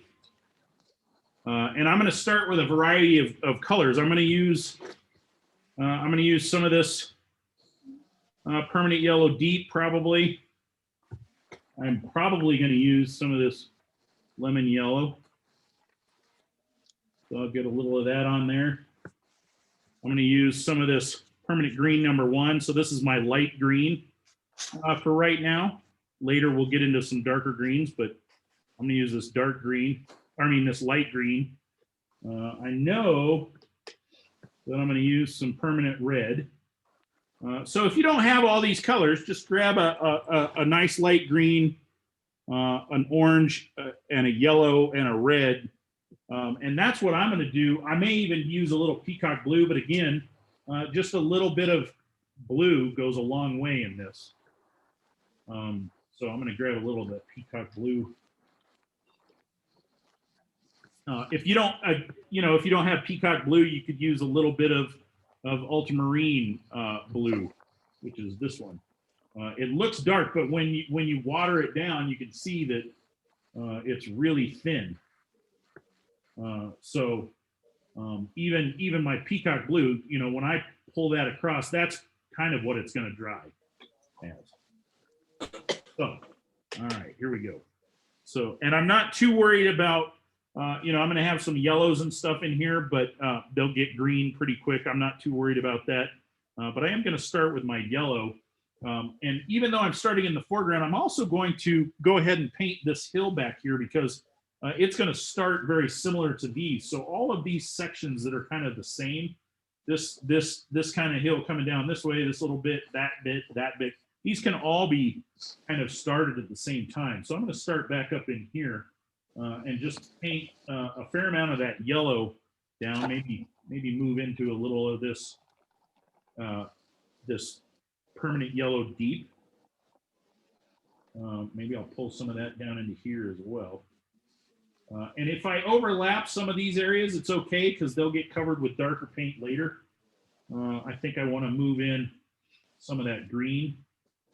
I'm just going to put some green down and then touch, just like we did at the beginning of class. I'm going to touch the edge of my wash that I've got going there. Let's pull some of this green in here. For a while, this will look a little weird, but basically, we're just laying down our first wash of color. This is kind of the first glaze. I could even over here, maybe I want to put in a little of that peacock blue. Again, I'm just going to use very little. It's very, very light, mostly water. Now I put some color down and now I'm just going to add some water in there. Let's see, come in there like so. I'm going to paint kind of around these shapes, but it's not too terribly important that it's perfect. There's that. Let's see, I'm going to add a little of that red down in here. Some dry grass in this area. And so I put a little down, and this is a little dry right there, so I want to add a little water to that yellow. Maybe come in with some of the lemon yellow, which has picked up some of that green, so that's okay. Maybe a little more of that red down here. I didn't really clean my brush out in between a lot of that, so I'll pick some color up and then go pick some other color. As long as my brush is pretty wet, I can get some pretty pure color. I'll wash my brush out and then pick some of that up too. But again, this is just a real light initial wash to kind of get some of this foreground into place. Let's see. I think it needs a little more green. Put some more green in there. Spots. If I miss some spots, it's okay. If I have a little bit of white showing through, that's okay. If I get blossoms like I'm getting right here, that's okay. It all adds kind of into that texture. So then I can kind of pull this over here. Let me grab some of that lemon yellow up in here. And you can see I've got some little kind of shrubs in there. And then these bigger trees. I'm going to overlap that and that house shape back up in there. With paint, it's okay if it covers up some of that. You can see I did that to this like garage shape over here. We'll just have that in there because again, some of that will get sculpted by the, we'll get that grassy shape later after we add in those darks from the and other colors from the that red. Maybe I'll use some opera.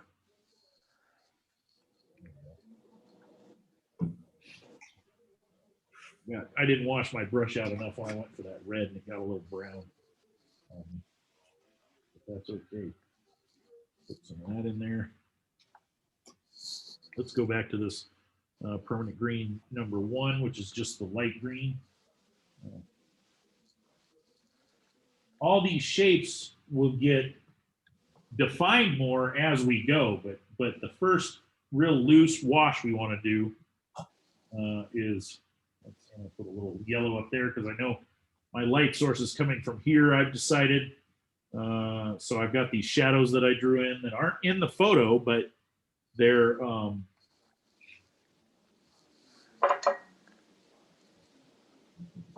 there as a device to get people to move back into my painting. So I'm going to pick up some of this excess water. Maybe I'll use some of that over here with green. But I have that little bit of yellow right there just as a kind of a highlight on the thing. I can even come back in here and add a little back in there as well. So a little yellow, a little green. Just kind of pull that in. That red's a little weird, but that's okay because it'll, I've got these 3 kind of weird dots, but that's okay because this again is just my initial wash. I can come in and add a little more. It's still wet, so I can add a little more red and then add a lot of water. And you can see that oh, you can't see the edge of my painting. There we go. Or maybe if I kind of angle it. There we go. So again, don't worry if it's not perfect. Mine is far from perfect. I've just got this crazy little multicolored wash on here. In this case, it's not that multicolored. I'm gonna see if I can't pick some of that. Yeah, pick some of that up right there. That was just a little too much. And then I can make a thirsty brush and pick up some of this excess water on the side so I don't get weird shapes that I don't necessarily want. If I'm going to get some weird shapes, I want them to be where I plan them to be. I don't necessarily want them to be on the edge. Let's see. I think I'm going to grab a little opera real quick while this is still wet and sort of drop it in.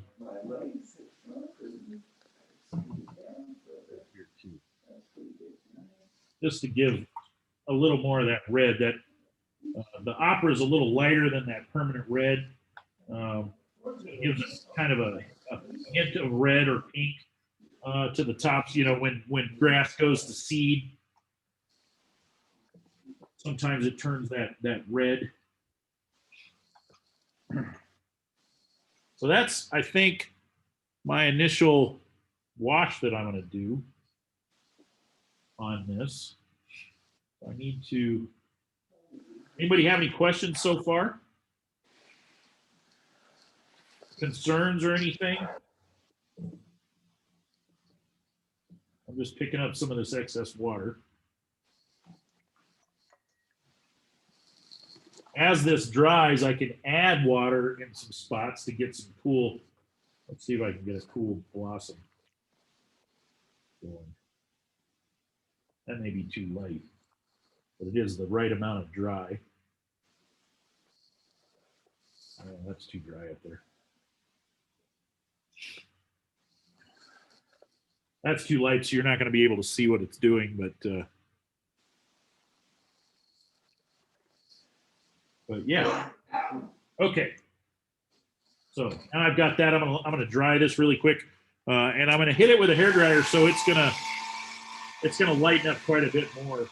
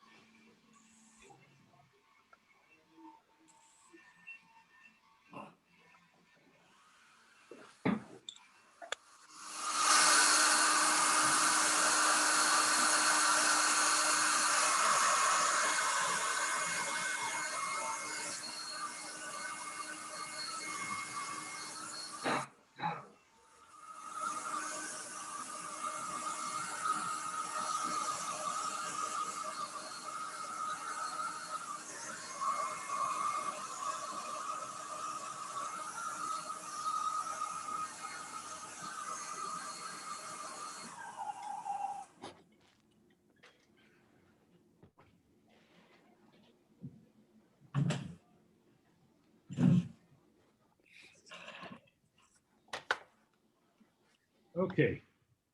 So I purposely kind of left this dark line of green right there. I don't know how well it's showing up on camera, but if I zoom if I pull this camera down a little bit, you can see that it's a pretty sharp line. And I purposely left that there just to show you that you can, if you ever do something like that, you can lift this back up. That was perfectly dry. And you can see that I have now lifted and softened that line just by putting some water on there, and with my brush, and then dabbing it with my my towel. I kind of got rid of that sharp line. So I kind of did that on purpose just to show you that it wasn't that big a deal if something like that happens. There are ways to kind of fix things, which is nice. And that wasn't actually something I really needed to fix, but I kind of just wanted to show you that you can do that. There's some other things when we have light or some really dark areas where we can lift stuff back out pretty easily to make shapes, sort of like the ruts in my road. Some of those will be painted on with paint, some will be lifted back out with water. So I do want to go ahead and lay in this kind of first wash for the road as well. And for that, I'm going to start with some kind of earth tones, but also some similar colors and some not earth tones. I'm going to use some peacock blue. I'm going to use some opera, but I'm also going to use things like quinacridone gold, or if you don't have quinacridone gold, you might have raw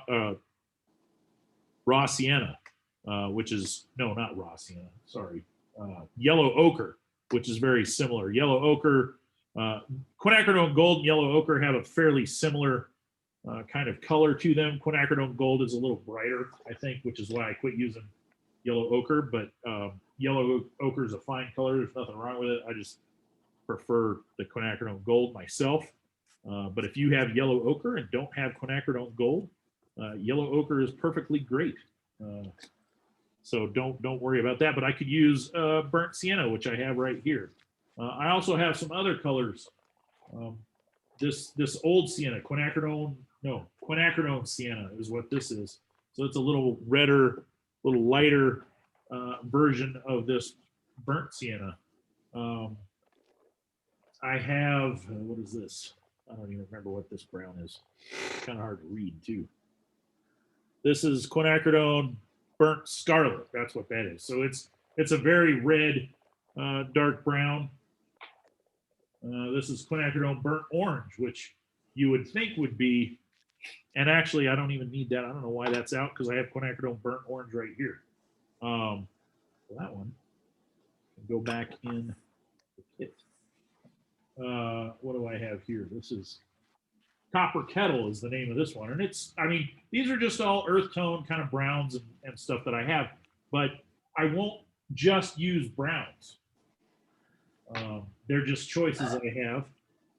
So I'm going to start. Oh, I also have a brown madder, which is kind of a redder brown, kind of similar to burnt sienna, but has a little more red in it. Here's some burnt sienna. You can see. So I can use those colors. In fact, I think I'm going to start with a little brown madder, which is this kind of reddish brown. And I'm just going to put some of that in there, right in there. Maybe some quinacridone gold as well. There's a lot of paint, very little water, so I need to clean my brush and just bring in some water because I want this to be fairly light right now. And I'm just going to kind of brush it in that area where the road's going. I'm going to grab a little peacock blue just to give it a little change in color. I could even use maybe a little opera in there. Again, don't worry if you don't have these colors, just use what you've got, some browns and maybe a light wash of a red or purple or orange. Let's see, speaking of orange, let's grab a little of this permanent yellow deep and put some of that in there. So right now it looks weird, but it won't look weird forever. This is just my initial wash. Let me grab some more quinacridone gold and kind of place that in there to make that yellow work a little bit better. You can see my paint kind of granulated there, and that's okay. That happens sometimes. I don't let it bother me. I just look at it as more added texture. Let me just kind of finish that out. Some of that back up. Road. I'm going to come back in with a little brown matter over here. And actually this quinacridone sienna is kind of a cool color. I think I might put some of that in there. It's kind of a warm, kind of orangey brown. And you can see that I'm kind of mimicking the direction of the road. I'm you know, I'll use I was using the flat of my brush, but sometimes I'll use it this way so that it follows along like that. Instead of painting it like this, I'm painting it like that. Just to give it a little hint of that direction. Let's come in with a little more of that brown matter for me. Yours could just be burnt sienna or something. I'm just going to bring that, kind of help define that just a bit. I don't need it defined too well. So I'll come back in and again, all this is going to get reworked later. As it's drying, like there I kind of overlapped maybe where I don't want some of that. I can pick that back up before it dries. I can even move some of this paint around some more. Maybe I'll grab a little more of that peacock blue and just put that in there. You wouldn't think peacock blue would work in a brown road, but it does. So I've just got these these kind of simple washes on these shapes. I'm not overly concerned with you know, they're very loose. And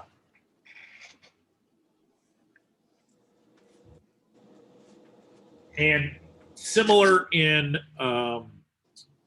value. So they're very light. Even where I was using some of these darker colors, you can see it's a lot of water, mostly water, very little paint right now, because I want to build that up. I don't want to go in, unlike with, you know, if you're used to painting with oils or acrylics, a lot of times, well, I mean, it just depends on the technique, but you'll go in with a fair amount of paint, knowing that you can cover it up with other lighter color. But on watercolor, the lightest value you'll ever have is the white of your paper. So you need to save that light as much as possible. So that's why I'm starting really light with these washes. Even going back in and lifting some of this back up just to help that. And of course, this is going to help flatten my, you know, these kind of streaks will help flatten out my road when it gets time for that. But yeah, just let's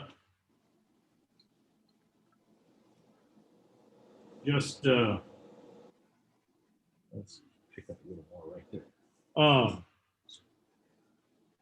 These are just really loose washes of color that I think I need a little bit of blue right there. Sort of help start the process of Jeannie and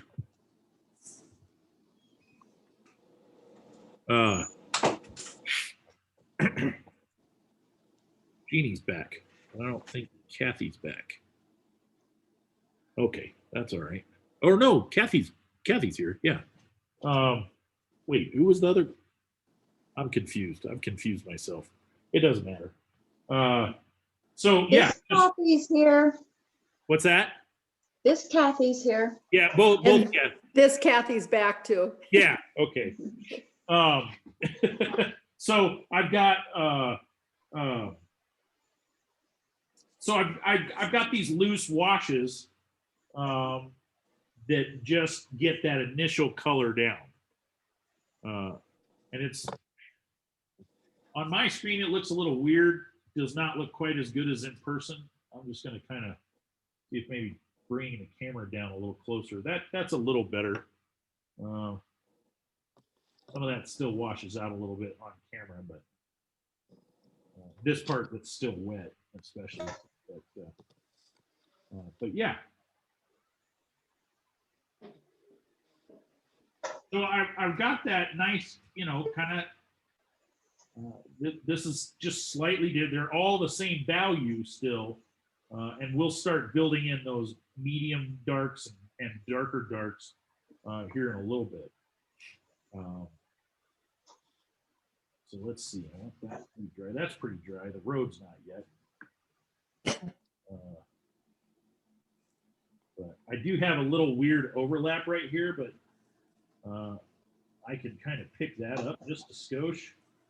And it might even add a little blossom to whatever's going on there.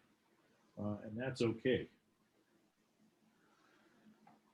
Let's move that shape out there. All right.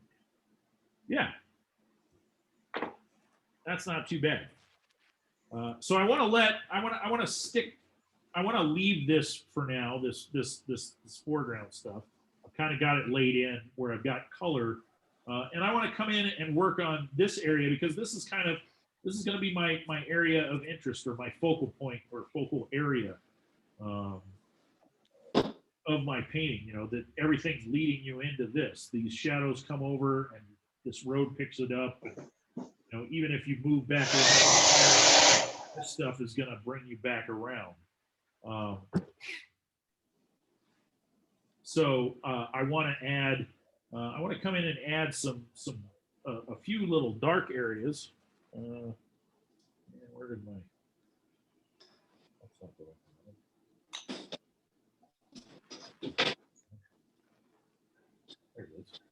way over there. I'm going to come in with just some darks kind of here to sort of start shaping this little garage shape and shape this a little bit. So I think I'm going to use a little. I'm going to use a little royal blue.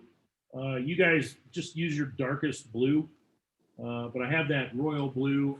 I think you can see that on my palette there. And then I'm going to mix it with a little. Well, yeah, I'm going to mix it with a little permanent, quinacridone violet, which I have right here. That's that. So I have a little violet area here. So I have the royal blue next to it. And in here. Let's see. This is how I kind of make a darker. And then I'm going to bring in some Hooker's green right here. And where those three meet. I gotta refill this. I keep forgetting to refill it, so all my paint's up here on the edge. Hey, Michael, what size brush are you using? I just have my number 6. It's a pretty small little area, so I'm just Okay. using my number 6 brush. Thank you. Oh, you're welcome. Yeah, there we go. Put that violet in there and a little of that green. So I have this kind of cool, dark, kind of bluish green gray. But it's more vibrant than, say, a Payne's gray. So I'm just going to use that. And since I've been mixing with this little brush, I need to make sure I get a nice little point back on it. So I rolled that as I was picking it up. That nice dark. And I want to just come in here. It looks super dark, but it's not going to be that dark right yet. I want to come in here and kind of define this shape of this side of the barn. It's going to look dark. Not going to dry that. So I'm just going to sort of define that. And as I'm defining it, I want to kind of define the edge of this grassy stuff that's on this hill in front of the barn. So, or barn or garage or shed, whatever this is, little shop thing. So I'm not going to have a straight edge at the bottom. I'm going to have some kind of, kind of a, see, that's so little, I don't know that you can see it. You can see that I have a kind of a ragged edge on the bottom side. And then I've drawn this kind of smooth edge along there. I'll do that one more time here. This is going to be fairly dark here as well. Maybe I'll grab some. So it looks really dark, but it's not really that dark. So I'm going to come in here with this kind of dark shape. Maybe I'll mix this up and add a little pure violet, quinacridone violet in there. You can kind of see just for giggles. We even drop a little bit of that. And I'm not too worried. Again, I'm just kind of giving it a ragged edge at the bottom.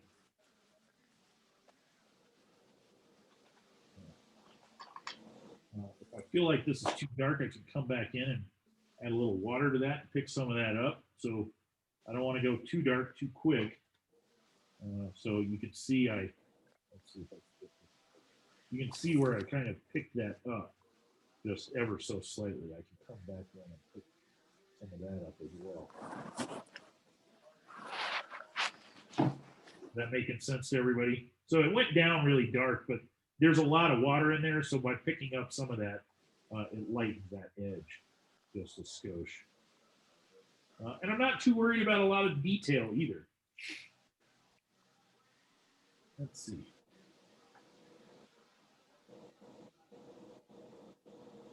This little house, I think I'm gonna add a little more water. A little too dark for the moment. I don't want it quite that dark, and it will dry a little bit later than even it is now, so I have to be careful there. Although I can always go darker. It's just you can't, once you've gone dark, you can't go light really easily. You can, but you know, only to a certain extent. We've got that nice little, those two little dark areas that are starting to define that shape. Yeah. They're so tiny.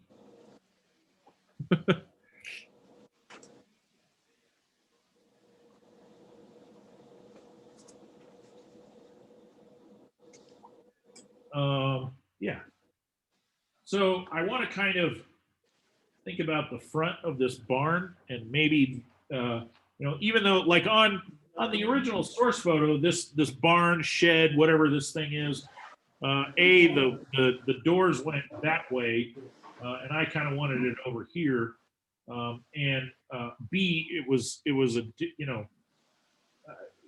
the house is different, but I kind of wanted the garage or barn doors, whatever, facing this way, and the entire thing was in shadow from these trees.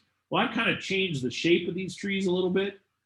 So in my mind, even though the sun may be kind of low, I want there to be a nice little hint of light at the top here. So I'm going to come in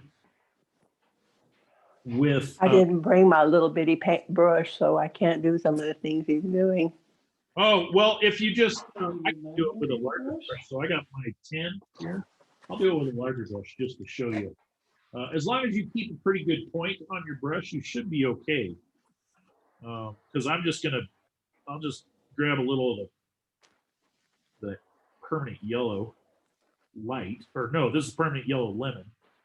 I'm gonna grab a little of that, and I'll just put.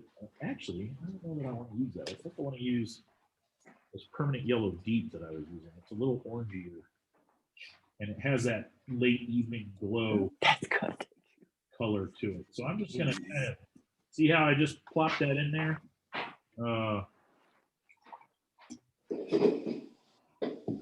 Gwenda, do you have like a medium-sized brush, or do you just have your 10? I borrowed Beth. Oh, I'm at home. I didn't bring all of my brushes. So. Oh yeah, okay. Well, if you have like, even if you have like an 8, okay, number 8 round, or something comparable, that should work. But I even, because I did just did that with my number 10.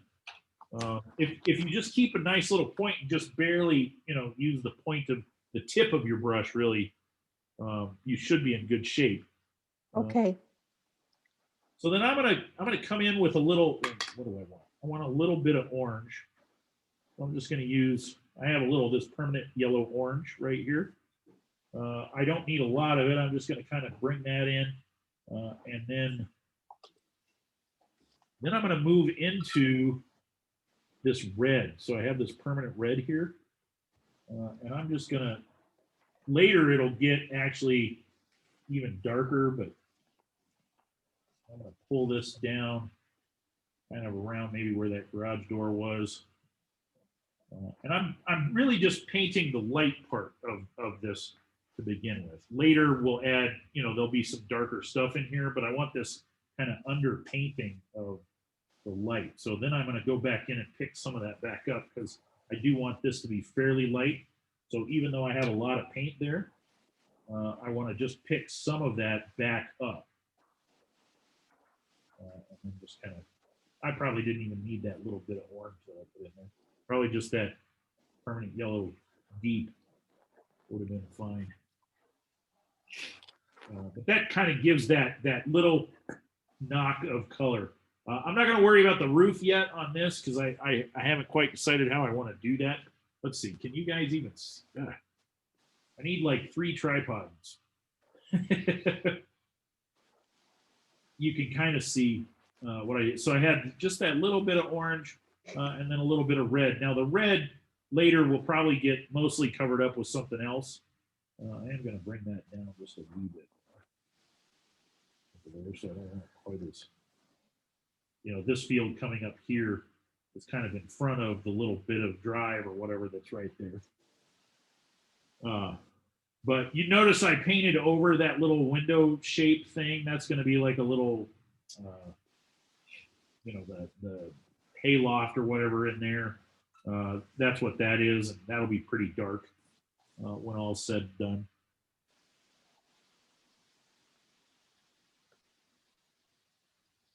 Okay, so I think, let's see, that's actually starting to dry pretty good, both of those. So what I want to do now is kind of work on these trees. I know that I have a little bit of light and stuff going on in here too, but I don't want to quite work on that yet. I want to kind of help define this house shape with these trees. And thinking about where my light source is coming from, since this side of the barn and this side of the house are dark, I know that my light's coming from somewhere over in this area. So I'm going to start painting these trees. I'm just going to use a round again, and I'm going to start with a little, probably a little of this lemon yellow. Maybe need a little more water.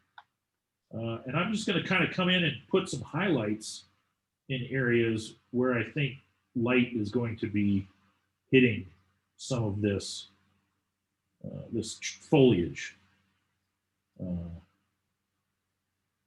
And if I end up covering it up later or it gets a little darker, that's okay.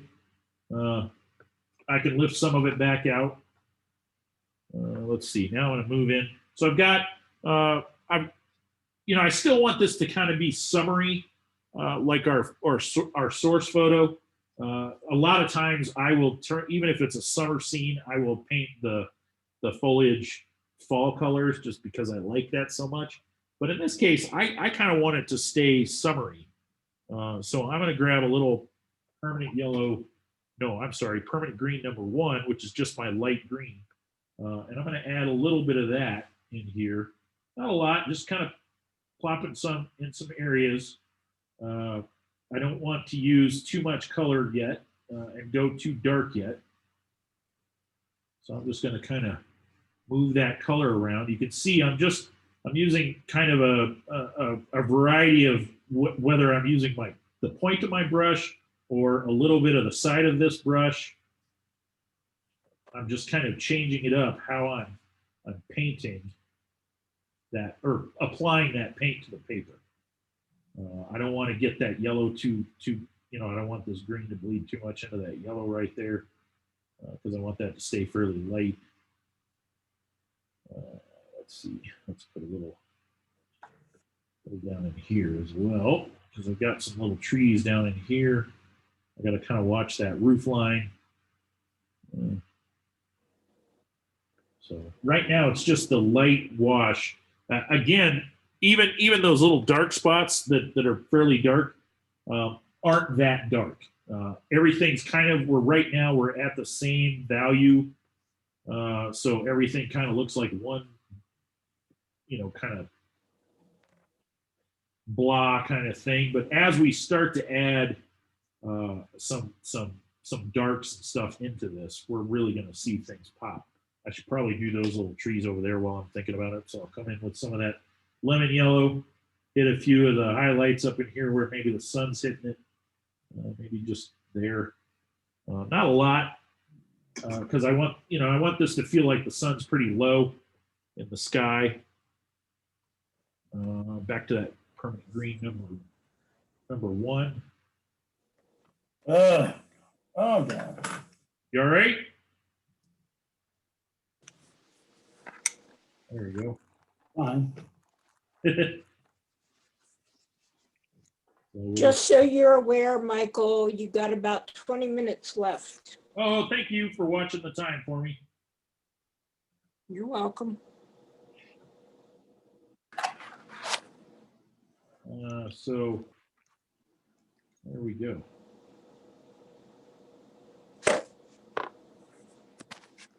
Yeah.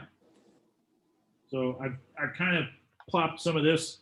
I am going to grab a little hooker's green, which is quite a bit darker. You can see I've got my permanent green #1 here. I've got some hooker's green right here. Let me grab a little more water. And I can start to add that in a few spots. So I'm just gonna plop this down. It won't be that much, but you see how I plopped that in and it just ran right into the rest of that? That's kind of what I knew, since that was still wet, that it would do that. I can even come over here. Some of this spot maybe will be darker, and I can add a little of that as well down in here. Just some of these spots that I know are going to be kind of in darkness, or in shadow, I should say.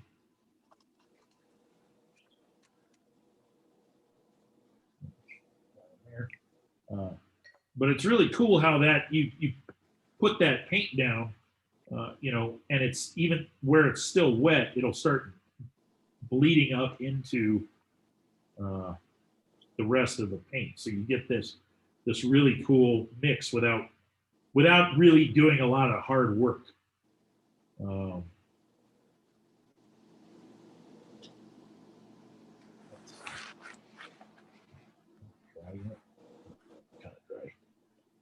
So I want to kind of start to, that's too much water. Start to define this. Again, this isn't very dark. This is still pretty mid-tone. These are kind of lights. That's mid-tone, that's mid-tone. These darker greens in here are still mid-tone. We'll be pushing them even darker as we go forward in this. But I want to define that little break right there, where, you know, the back trees, these are kind of the front trees in front of the house.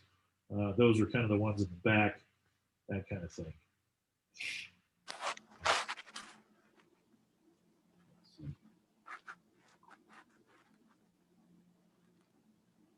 Just kind of drop some water in. That'll push. So I just dropped some water on these lighter areas right here of these trees. And that pushed some of that dark green that I plopped in there down here that had bled all the way up in there. It's now pushing it back down the paper versus bleeding back up in you know, defying gravity and going up. But that's the joy of kind of having a slight angle when you're painting, is you can get the paint to flow down. And if you have more water down here than up there, it'll also suck it up, which is kind of cool. I can even get some of this dark green that I mixed up over here, not even that dark, but start to look at places where maybe I want some good contrast. So I'll plop in a little bit there because I know I'm going to want some decent contrast right there against the light of this barn. Kind of fix that shape a little bit. I know I'm going to want some darks, you know, kind of against the light of the roof here. So I can add just a bit more. And that's just that dark blue and dark green mix that I made. So for me, it was royal blue and hooker's green. And it did have a little of the violet in it, but in this case, I picked a little bit more from the more green area right here. So that's where I grabbed it versus the kind of blue purple area here. I grabbed this kind of more green. And really, I'm just starting to make little notes of where, because I know we're running out of time, of where I want some darks to go in when we pick this back up. Yeah. How's everybody doing so far? Yeah. I'm not sure that we're far enough along to really look at anything yet of y'all's. Do you think we're far enough along to anybody? No. Yeah, that's what I was thinking. I think we may wait till next week to do that, so I can kind of keep going. So I've got those. Let's see, what time is it? 8:47. So we still have a little bit of time. I may drop out here only because my battery is running out on my iPad. Oh, okay. Well, I will get that. I will get that posted so you can watch the rest of it. Okay. Well, I'll stay on until it Until it Takes me dropped off. Okay, cool. Yeah. Okay, so I do, this is pretty dry here now. That was still a little damp, which is why when I got here, I skipped this little bit here. And even though these trees are a little wet, it shouldn't hurt too much. Just flicking paint everywhere. What I'm gonna do is come in and add a little bit of that permanent yellow deep right in here. Just that hint of, we're not going to need a lot. Again, there's not a lot to these little structures. They're just there to kind of give this road a purpose and to give some interest for us to kind of, because there's not a lot of detail, this allows us to kind of make up the story of what this little farm is. So I'm just going to add I put a little of that permanent yellow deep in, and then I grabbed a little bit of the permanent yellow orange, which is very similar to cadmium orange. This is kind of, the permanent yellow deep is, I need to zoom back in on that, sorry. The permanent yellow deep is very similar to like a cadmium yellow light, if you're using cadmium colors, which is actually what this tube was. This is cadmium yellow light. That's very similar to what this permanent yellow deep is. And this permanent yellow orange is very similar to cadmium orange if you're using that. And so I've got, you can see I've kind of got a little bit of the permanent yellow deep up in that area, and then just a bit of the orange. And then I'm going to come in with a little bit of that red. Normally I'd have a whole slew of different colors, but because this is so little, this little detail, I just need a little bit of color in there to kind of help define that shape. And later, this will get probably some dark shadow put on top as well. At least a little bit right in there. But for now, that's really all we need to kind of define that shape. I can come back in now with a little of that dark that I was mixing. So I'm going to grab a little of that.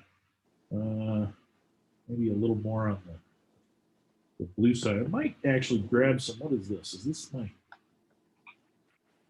what is this? This one's Antwerp blue. This must be my indigo. No, what is that? I don't know what that is. This is Maya blue. That's what that is. Actually, I kind of like that. I'm going to use of that. This has got to be my indigo that I was looking for. There we go. So I'm going to use, I've got a little indigo and the green, and I think I'm going to grab a little of the violet just to gray it a little bit. And I'm going to come in, I have a whole lot in my brush.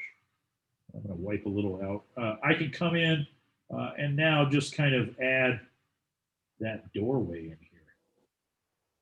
And again, I don't have to put a lot of work into this little shape. I'm just adding that hint of that barn door, maybe, that's open. It's an open barn door. So inside the barn, it's pretty dark. And I can kind of come in and add that little bit of a window. And I didn't paint a perfect square. It's okay. But I just hinted at the barn door being open and that little hay loft window up there as well. Not a lot of detail though. You can see it's just the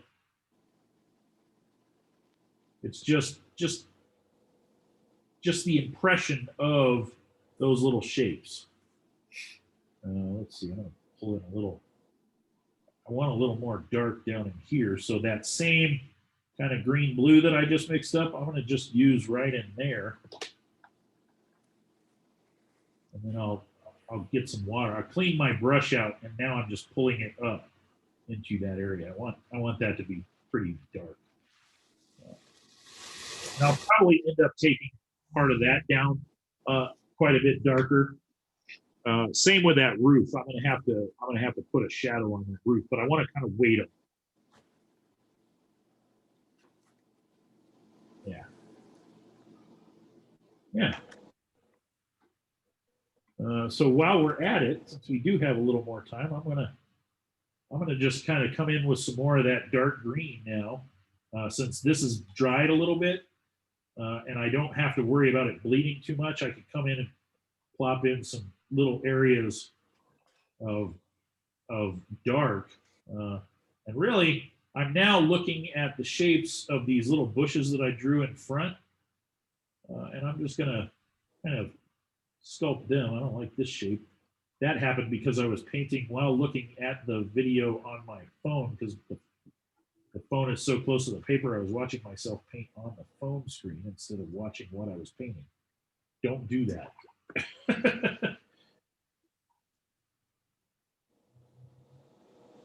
Okay, so I cleaned my brush out there, and because I felt like I had a little too much paint, and I just had clean water in my brush, and just moved some of that darker stuff up into where I had that light area.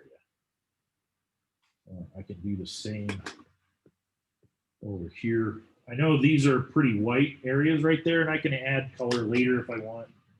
But I kind of want to put a little dark over here to shape these little bushy shapes. I don't want to surround them. You know, I don't want to outline the whole thing. So I didn't do anything up there. I want that little bit of a lighter green up in there, because that's going to be more in the light of that low setting sun that I'm thinking about. And as we get down into here, we can add a little more. Aim that right. Add a little more dark down in there. But I don't want to get too dark down in there, because I want this to be kind of the most, this area right here to be where the most value changes are going to be. I want to come in and add just a little hint of this kind of, that's dry. So I'm going to just kind of come in and add a little hint, even though it wouldn't really be there. I'm going to add a little bit of a drop, you know, whoops, you can't see what I'm doing. Sorry. I'm going to add a little bit of a shadow right there to kind of help push that for, and actually I think I can just do this whole thing. Just add a little bit more. Maybe there's something going on in there, or there's windows where there's a little light coming out or something, even though it's dark in there. The wall's dark, so that would be where you'd see the windows being a little lighter. Maybe there's a couple horse stalls or something there. I don't know. It doesn't really matter. But I can just kind of leave some of that. You can see there's some dark, but not, you know, some medium dark shapes. And then I kind of want to clean up this edge. There we go. Maybe I'll do the same here. Just kind of give that a bit of an eave. Helps push that back. And then maybe there's some windows I can add on here. So I'm just gonna come back over here, mix a little of that with the dark blue. That'll work. And I'm just gonna hint it at a couple of, maybe there's a door. I'm just gonna hint at that to the door. And then maybe there's a window up here. Again, I'm not too worried about perfect little squares or rectangles or anything. These are just impressions of those shapes. There's a couple windows and a door. Later, I'll think about what I want on this side, but I'm not quite ready to go there yet. But I'm starting to tell that story of what this is. Just by adding this little bit of contrast. Yeah.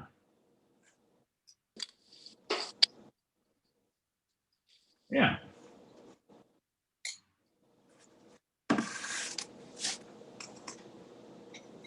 always good to kind of step back and look at what you've done so far. So I just sort of rolled back from my desk a little bit. Normally I would, this being such a small little area, normally if it was a slightly bigger painting, I'd set it up on, something behind me and on my toolbox thing behind me and look at it from a distance. But this is small enough, I can just roll back a little bit and kind of take an eye, kind of squint at it, make sure I like what I've got going on so far. Really pay attention to how the composition is working, if it's working, if it needs something else to help it. At this point, I think it's working okay. I think eventually, once I start adding in some of those other things, we'll be in better shape. But I don't think this is too bad. Do you guys have any questions or anything so far?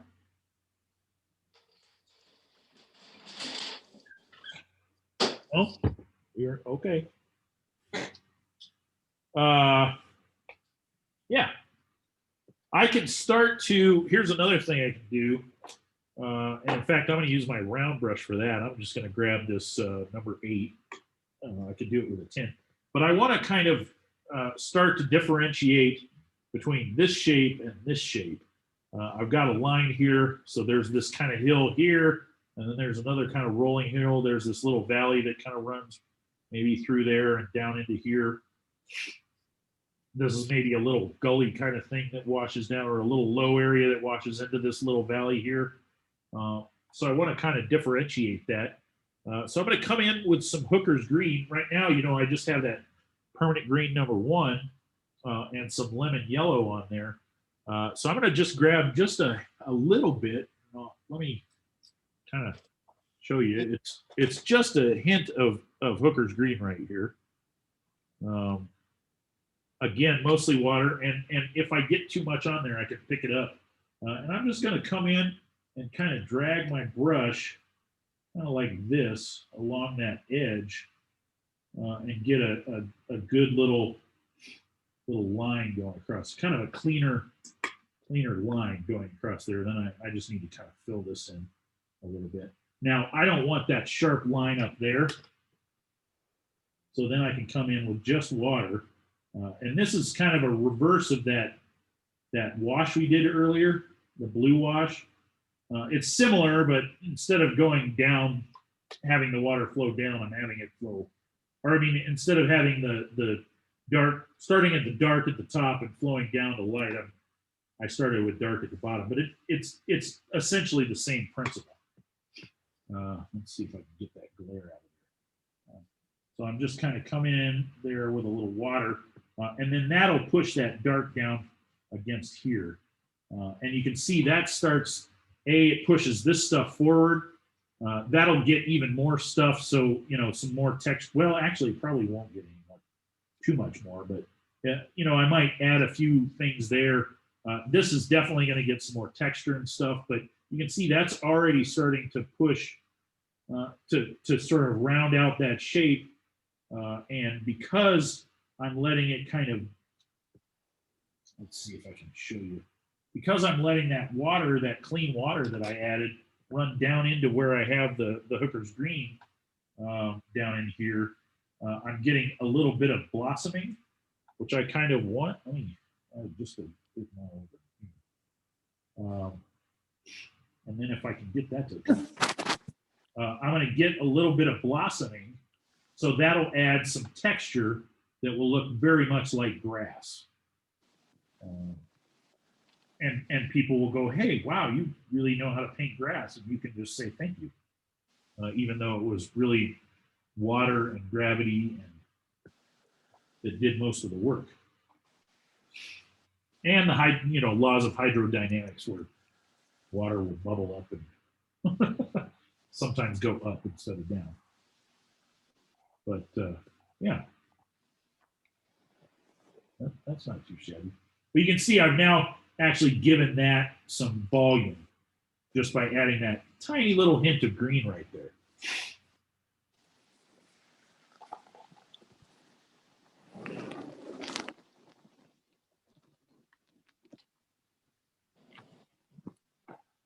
let's see, what is it? Oh, well, I guess it's a little after 9 now. Does anybody have any questions before? I think we could, this is a pretty good stopping point. And we can pick this back up on Tuesday, or I mean on Monday, next Monday. Does anybody have any questions or anything? I can unpin this. Let me remove the spotlight and I'll go back to gallery view here. No, nobody has any questions or problems or concerns or issues or complaints? After the class is over with, I'm working on this one painting that I have trouble with skies and clouds. Could I have you look at that and maybe tell me Sure. something I can do? Yeah, for sure. Okay, thank you. You're very welcome. After class is done. Okay, yeah. Anybody else? Questions? No? Well, hopefully you enjoyed tonight. If you didn't, you could come visit me and here at Artifacts and tell me why you didn't like it. And I will send when this finishes up, or when the recording gets finished. It takes a minute to after everything's done. It takes a little bit of time to sort of generate the recording, even though it's been recording. I don't know if that makes sense or not. I'm not explaining it very well. But as soon as I get a chance to upload the video to YouTube, I will send out a link to that, and I will send out my contact info too, just so you have easier access. You can get a hold of me on the college email. Sometimes I forget to check that, so I feel bad about that. But I also have I'll send my personal email out. That way you have that too. And my phone number. So with that, I guess we'll finish up, and I'll go ahead and stop recording. Thank you. Yeah, and you guys have a great rest of the week. Thank you.